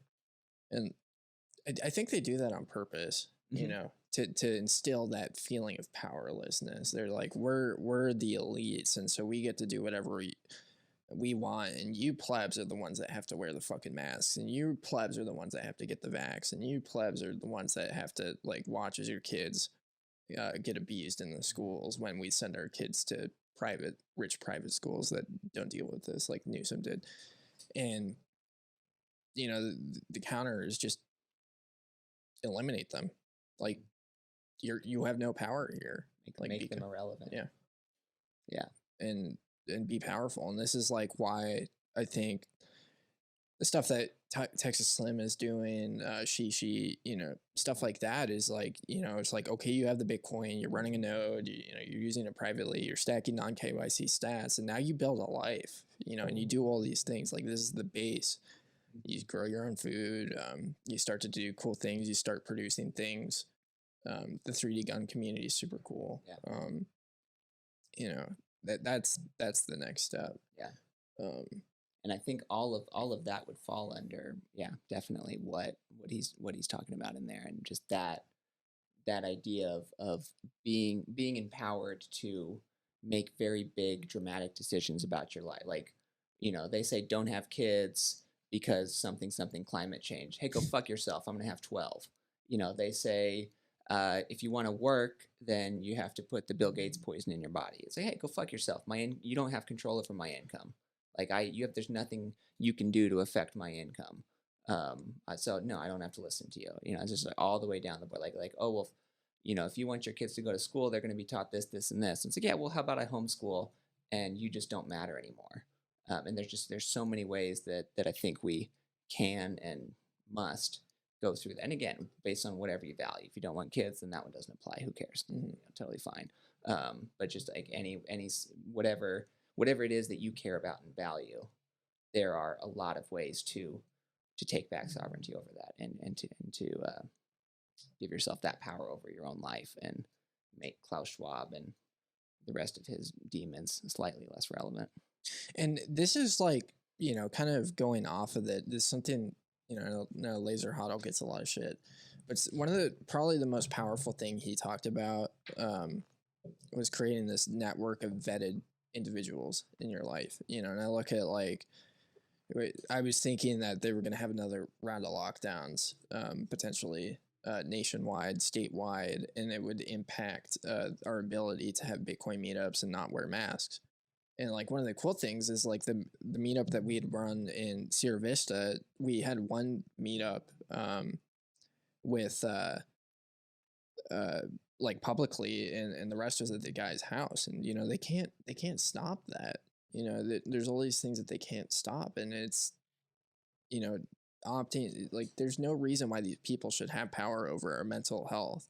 And this whole idea of mass formation psychosis is the idea that there's just this level of anxiety in the air, this level of fear, that we don't have to subjugate ourselves to, in the same way, because we just don't make decisions. If you're looking around you at normal people and trying to use that as a metric as to the way you should live, that's a horrible way to judge things and influence your decisions, because they're all having fun staying poor right now anyways. But yeah, they're bad metric. One last passage from Industrial Society and whoever his co-conspirators were. And keep in mind, this is probably written in the 60s. He says, it is overwhelmingly probable that if the industrial technological system survives the next 40 to 100 years, it will by that time have developed certain general characteristics. Individuals, at least those of the bourgeoisie type, who are integrated into the system and make it run, and therefore have all the power, will be more dependent than ever on large organizations, aka corporations, Walmart, Amazon, blah, blah, blah. That was me. They will be more socialized than ever. And again, getting back to that idea he was talking about of people being over-socialized, and their physical and mental qualities to a significant extent will be those, I lost my place, that are engineered into them rather than being the result of chance. It's like, blah, blah, blah. I don't want to read that part. And whatever, then whatever may be left of wild nature will be reduced to remnants preserved for scientific study and kept under the supervision and management of scientists. It's basically, again, decades ahead of time, going through this idea that there's going to be an overclass, an upper class that sort of, basically what we're seeing now is that there's elites, they have their corporations. Those corporations are exempt from all the rules. Amazon doesn't have any rules applied to it functionally. They can do whatever they want. They can stay open when your neighborhood restaurant goes bankrupt. They've got Fed money so that they can just buy everybody up because they can borrow forever for nothing. And it's creating that, that type of class, bourgeoisie is using a Marxist term, but it's just that idea of that there's going to be some people who figure out how to exist and prosper within the existing system. And up until Bitcoin, I think, is an extremely extremely pessimistic potential future. Yeah. No, that's really good. Yeah. I went and grabbed books because I felt like I don't know why. I saw Block Size Wars. I like that. Yeah. I was looking for like some good. All that stuff was before my time, so it was awesome. Get a little history lesson. Yeah, I like Skeeve. The story time with Skeeve. No, yeah. Yeah, I mean, and like going back to this topic, it's like, yeah, these people are evil and they're terrible and they have a lot of control right now, but we're sitting in the power position, because essentially what they're trying to implement is just complete and utter bullshit. Right? They're not building anything based on truth. Nothing that the climate change. First of all, the climate isn't real. Second of all, like the whole narrative around, like, look at what's happening in Germany right now. People they're having rolling blackouts, or what's happened in California, periodically because as a result of these climate policies, like, they're just building, these narratives and ideas based on complete and utter bullshit. And we actually have the truth. Anarchism is not just, it's the natural order of things. People are meant to be free. And this is something that's brilliant about humans. You go to the most totalitarian country like China, and people aren't following the laws, despite their social credit scores. People are using Bitcoin. People are risking their lives to do things like meet together to explore religion, which is incredibly illegal, and they can get thrown in concentration camps for as a result of doing it. Humans are meant to be free without rulers, and markets are meant to be free, and that's the way that they effectively function. And when these totalitarian policies come in and they distort markets and they try and clamp down on human freedom, they fail, and all these alternatives and black markets come about.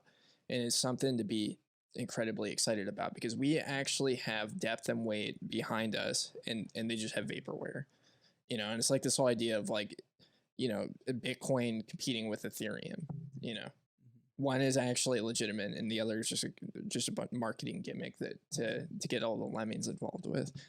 And there's no competition there. One's going to win out for a reason.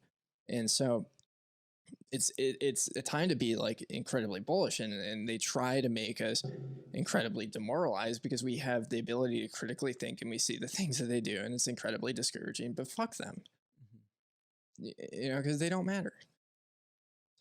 Like Dr. Matt Hines, you want to charge me with that's murder? The Tucson guy? Yeah. Yeah. You want to charge me with murder for being unvaccinated? Go fuck yourself.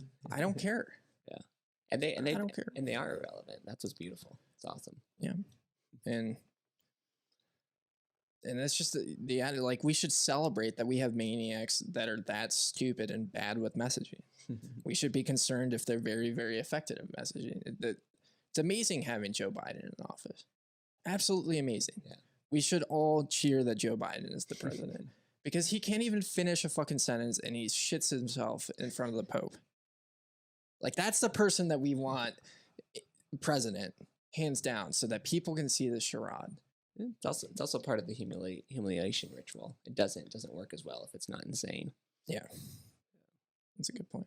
Well, we're coming up on 2 hours. Anybody in Spaces have any comments? Any other quotes you want to read? I don't want to be the only one. No, I'm just kidding. Let's get to Zorn. What did Zorn say? So Zorn said there's a weird point where it hits you that Bitcoin gives you complete autonomy that a lot of trees do not get. The transition has been like waves that keep on hitting you. Yeah, it's like you keep on peeling. Yeah, or just like having these awakening. I remember New Year's last year, I was sitting eating Chinese food with my girlfriend, and she had the realization that she might never have to sell Bitcoin. Like, that just clicked in her head. Yeah. Like the realization that pricing it in dollars is not the way to do it.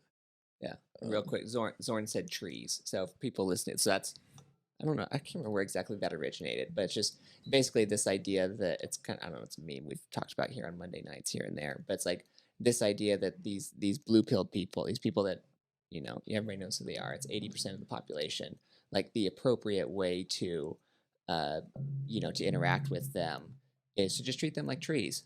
It's like this person who's says, oh, AR-15s should be illegal and kids should wear masks or like that. That's not a critical thinking human being with a high level of consciousness. That's essentially a biological organism who's responding to stimuli.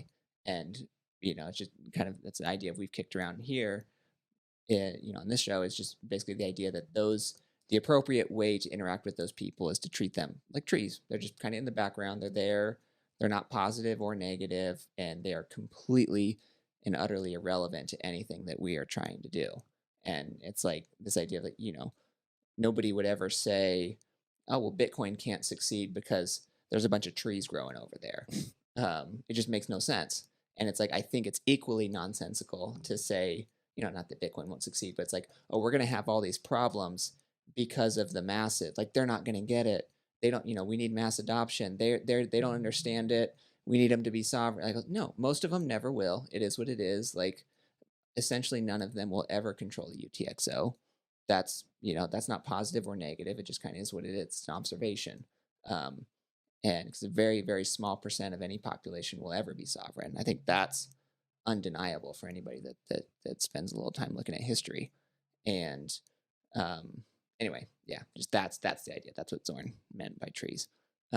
Just like this unthinking mob that is totally irrelevant and is really easy to get absorbed with. And it's really easy to get upset at them or whatever. And it's like, at the end of the day, like, these people are trees. They're well trained. They should be looked at like a well trained German Shepherd or something like that. It's like, oh, they do good tricks. They know how to listen to their master, the TV, and that's kind of more or less what there is to it. Yeah. German Shepherd might kill you though, Steve.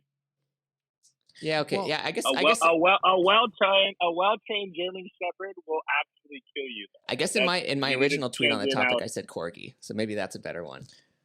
Yeah, and that's corgi. Yeah, way better. And that's why you have lots of guns.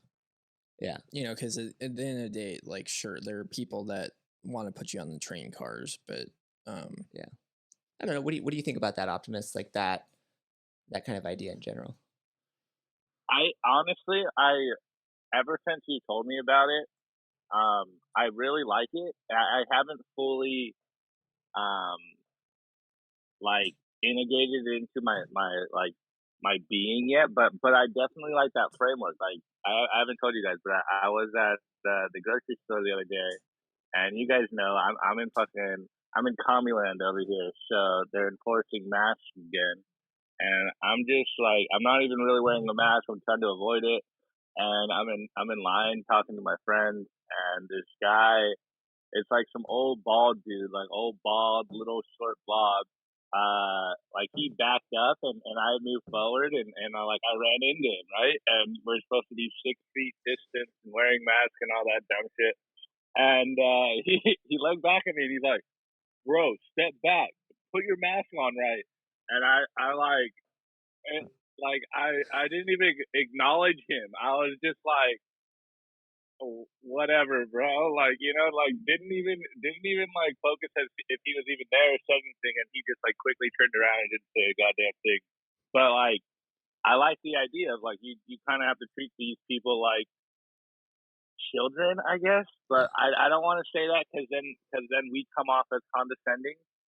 But like, they've shown their hand, and like they're literally the intellectual yet idiots that are complying to like taking away their own personal liberties. They don't even know what they're doing. So this idea, it's a good idea. Like, treat them like they are in the background and they literally like don't have a say. I kind of like that, but of course there is some attack vectors of people being like, "Oh, you're insensitive" and all that stupid like SJW attacks. But I'm with it, Steve. I'm down with the aggressive memery, so let's get it. Yeah, and I personally would be 100% okay with being condescending towards these people. Like, I don't think they have anything that resembles a valid perspective on reality or the world or anything. Well, hey, I wanted to bring it up. Did you guys see? You guys might have brought it up earlier. I wasn't here the whole night, but did you guys see that CNN clip of the TV reporters wondering about whether corporate media is totally detached from from Main Street. Like there's a clip of them. I think it came out today, and they're like, are we like so just detached from the normal person? And it's like, dude, yes, like Yes. they don't even realize how detached they are from everyone, and they're living in their own fantasy land. So, Keith, you're onto something. I'll tell you something fun thing to do. I've done this. If I'm out with it, it's not so bad anymore. But I used to do it when I lived up in Oregon and Washington. Um, and not even just COVID stuff, like just in general. If I'm out with the kids and we see some adult being crazy, like to have so like anytime we see something like that, I always try, not always, but I try it as much as possible, like have a conversation with them about it. Like I want to, as much as humanly possible, I want to treat them like adults, and I want to talk through, what are we seeing? What are we observing? What are the implications of that? What do you think about, I want to hear what you have to say about that, all that kind of stuff. And so, but it's like a really fun thing to do is to have that conversation within earshot of the fucking lunatic. It's amazing. Like one time when COVID was first starting, we were up in Oregon and we were hiking on a trail, and this lady, we of course didn't have a mask. We're fucking hiking out. We never had masks, but we were hiking outside, so we're especially not going to have one. And this lady flips her shit. It's just me and the two kids, and she's like, "Where's your mask?" And I'm like, "Oh, we don't have one." And we're just walking by, and so we're like walking behind her. She keeps turning around. She keeps like glaring at us, like being very like rude, like very aggressive or whatever. And she keeps giving us all these dirty looks. And so she's like, maybe 10 feet away. And so I start having a conversation with them about how, hey, I'm really sorry, you guys, that you have to see this adult act like that. Like, I know that's, you guys, you're much younger, you're little kids, but you obviously know, that's not how we act. That's not how we talk to people. And just like making a whole object lesson out of it, but so that she can hear it. And she's literally turning red, like, steam coming out of her ears. If it was a cartoon, like this lady is so fucking pissed, and she's like 95 pounds soaking wet. So it's, it's obviously not anything that I'm concerned about. I can say whatever I want. She can go fuck off. But just like that level of like blatant disrespect and mockery towards these people, I think is super important. And again, like if you can, I don't know, bring kids into it, that just makes it more fun. Yeah. But we would do that, or like we'd be in a store, somebody'd be really rude about whatever. Like I said, it doesn't have to be COVID stuff. Like I did this before COVID, and just to like talk through that, like, oh, this is obviously a mentally deficient human being. Because like kids need to understand that. Like they're like, wait a minute, why did this lady just start yelling out of nowhere? Like that's not. No one in my family does that. No one I know does that. Like, what's going on here? This is weird. Like, they need to understand, as much as they can, what exactly is going on there. And so to have that the conversation that needs to happen anyway, rather than doing it in the car later, do it within earshot of some fucking lunatic up in Oregon is a good time. That's brilliant. And I think what it comes down to is it's like, I don't know, I try and live by the zero aggression principle as much as possible. And so I don't go out to instigate and pick fights. Yeah. And what you're talking about is like when somebody comes after you, that's when you respond with, the internet's a little bit different in that regard, but yeah, in person. But yeah, I mean, the attitude I try and have, like, these people are sick. They're like really spiritually sick. Yeah. And giving them a lot of power in your life is just not worth it. It's like, the guy yells at you at the supermarket for bumping into him or whatever on accident. Yeah. It's like, it'll probably ruin his day. Mm-hmm. Why would you give it much attention? He's the crazy lunatic. It's like, yeah. I mean, why would you? It's kind of like these people are like, so I knew this guy that was a compulsive liar, and he would talk out of his ass all the time about stupid stuff. And so I used to work at a car dealership. And one of the things he told me, was that you don't put synthetic oil in your car engine because it over lubricates it and it can hurt it, which is probably the most retarded thing, you could ever, ever come up with, because synthetic oil is far superior than, regular oil. Ever after that, it's just like, I don't take this guy's opinion on auto mechanics seriously ever. Yeah. Because he so. And I think it, like, like in a relationship, the term would be like maintaining frame. And I know Optimus knows a ton about this, probably more than I do. But it's like it's a similar dynamic to a lot of conversations. Like in those types of scenarios I'm describing, like I'm always extremely polite and respectful. Like I'm saying stuff that pisses them off to no end, but I'm extremely polite and respectful. I'm not respectful at all, but I'm extremely polite. And I'm not mean. I never swear. Don't Not, raise not, your not like I voice. never swear in front of my kids, like that kind of thing. Like I definitely do, but I don't. Yeah, like in those types of scenarios, like it really is like I'm like, hey, I'm really sorry you guys had to see an adult act like that. Like you as a whatever, like if they're 5 years old, you as a 5-year-old, you obviously know that's not how we talk to people. That's not how we treat people. Just like talking through it, but yeah, just doing it around them and it just makes it extra fun. And it's also, I don't know, like showing them. I think it's also another reason I do it is because it's an object lesson for them of I'm not afraid of these people. Like we don't fear these people. These are not people that intimidate us. Like these people are not. Again, they're trees. They're well-trained corgis. They're whatever. It's like we're not afraid of trees. We're not afraid of little puppy dogs that do what the master says. And that to me, that's also another super important object lesson is these are not people. Like we are going to do what we know is right, and we're gonna go through that, and we're not gonna let these people determine what we do, and we're definitely not afraid of them. We're definitely not fearful towards them. That's enough hungry corgis, though. And I Wow. still keep thinking German Shepherds, like you said it the first time.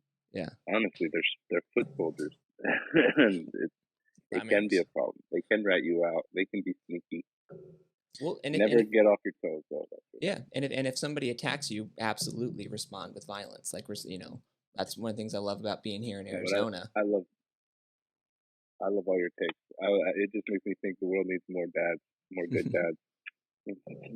That's what the problem is. Yeah. This is hilarious. CDC director. Here, let me play it.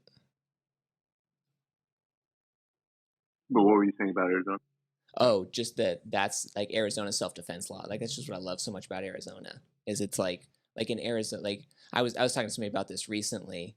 They're talking about being in a bar fight or something like that, and I just said I do not fight anymore. Like I do absolutely everything I can do.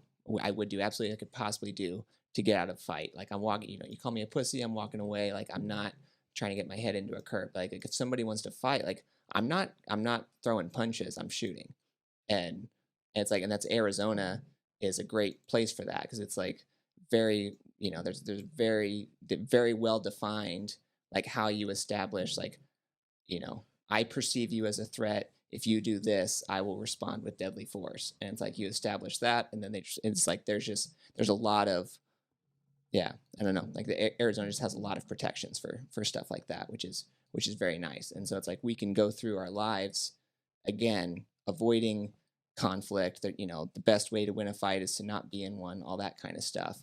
But it's like if somebody squares up, puts their fists up and squares up with me and thinks they're going to punch me in the face, they're probably going to die.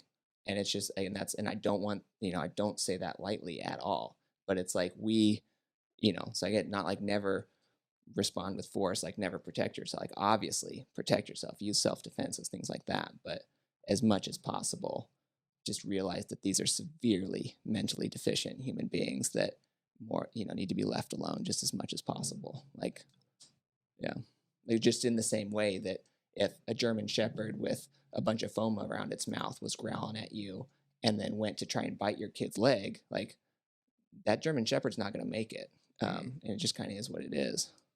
Yeah.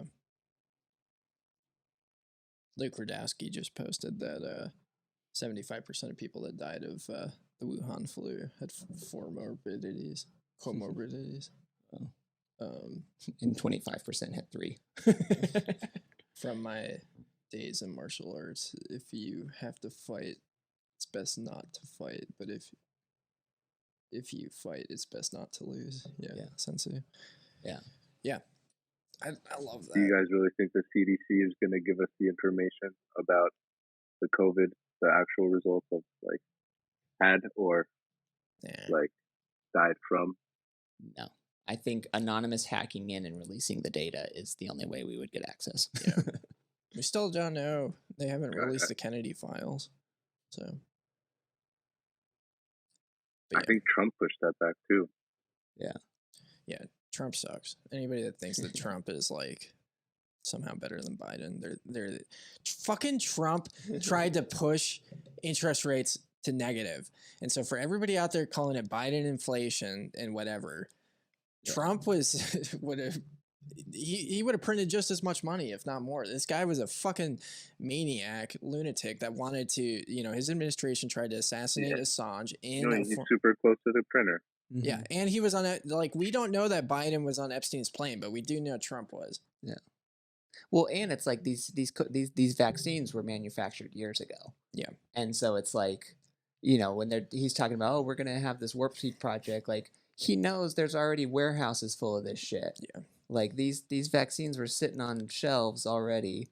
They were not fucking manufactured in spring of 2021. I can guarantee you that. Well, or at least most of them were, and I'm sure they've got facilities going making new ones or whatever. But yeah, I mean, maybe I would say maybe, but they definitely had the vaccines pre the formulas created.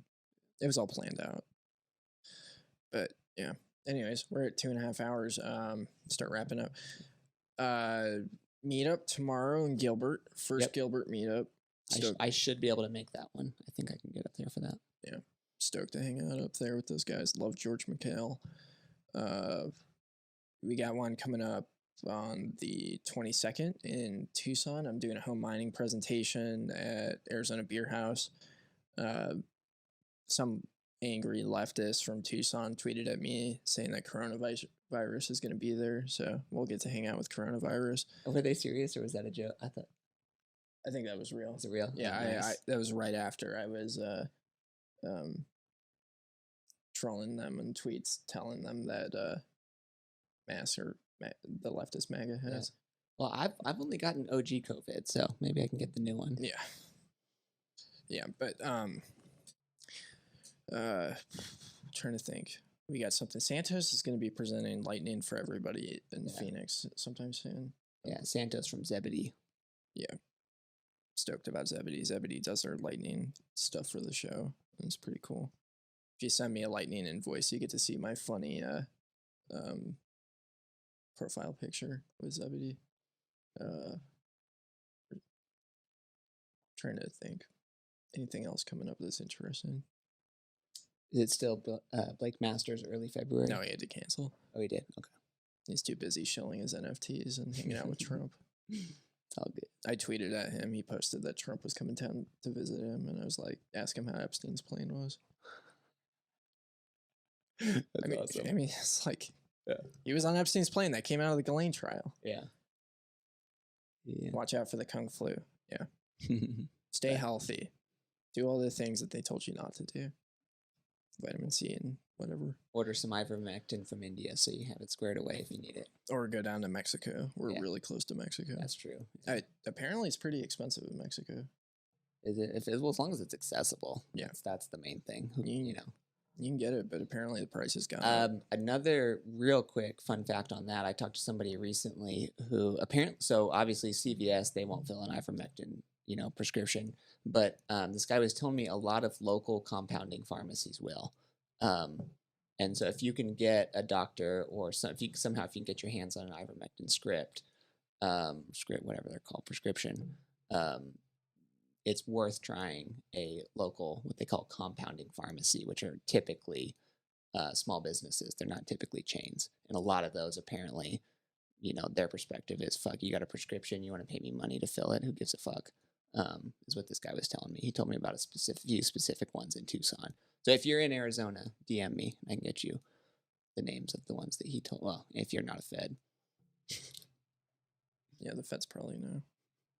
But yeah, I would say do something nice. Enjoy yourself. There you go. Don't get sucked up in all the bullshit. Like, spend time with people. Sit in the sun. Yeah, sit in the sun. Sun your genitals.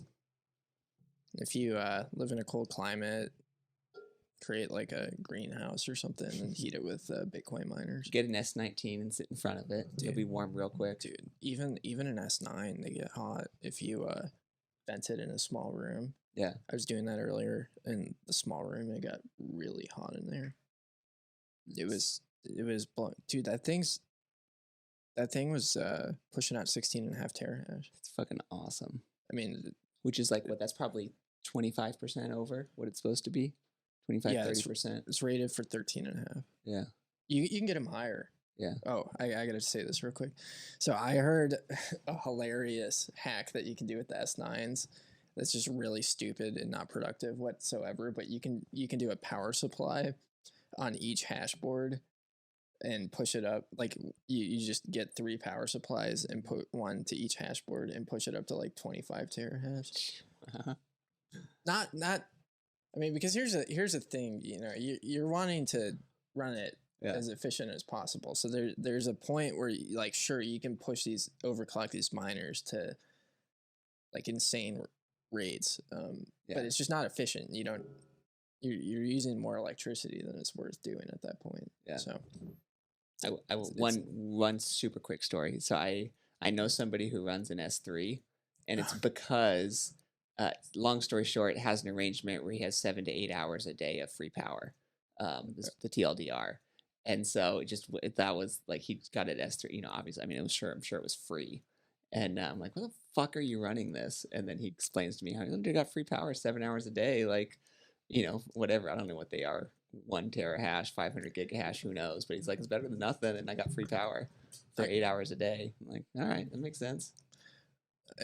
Yeah, it's got to be in the gigahash because the S7's like 3 terahash. Okay. So, yeah. So I'm sure or maybe S7's what he has. It's definitely not an S9. It's older than an S9 for sure.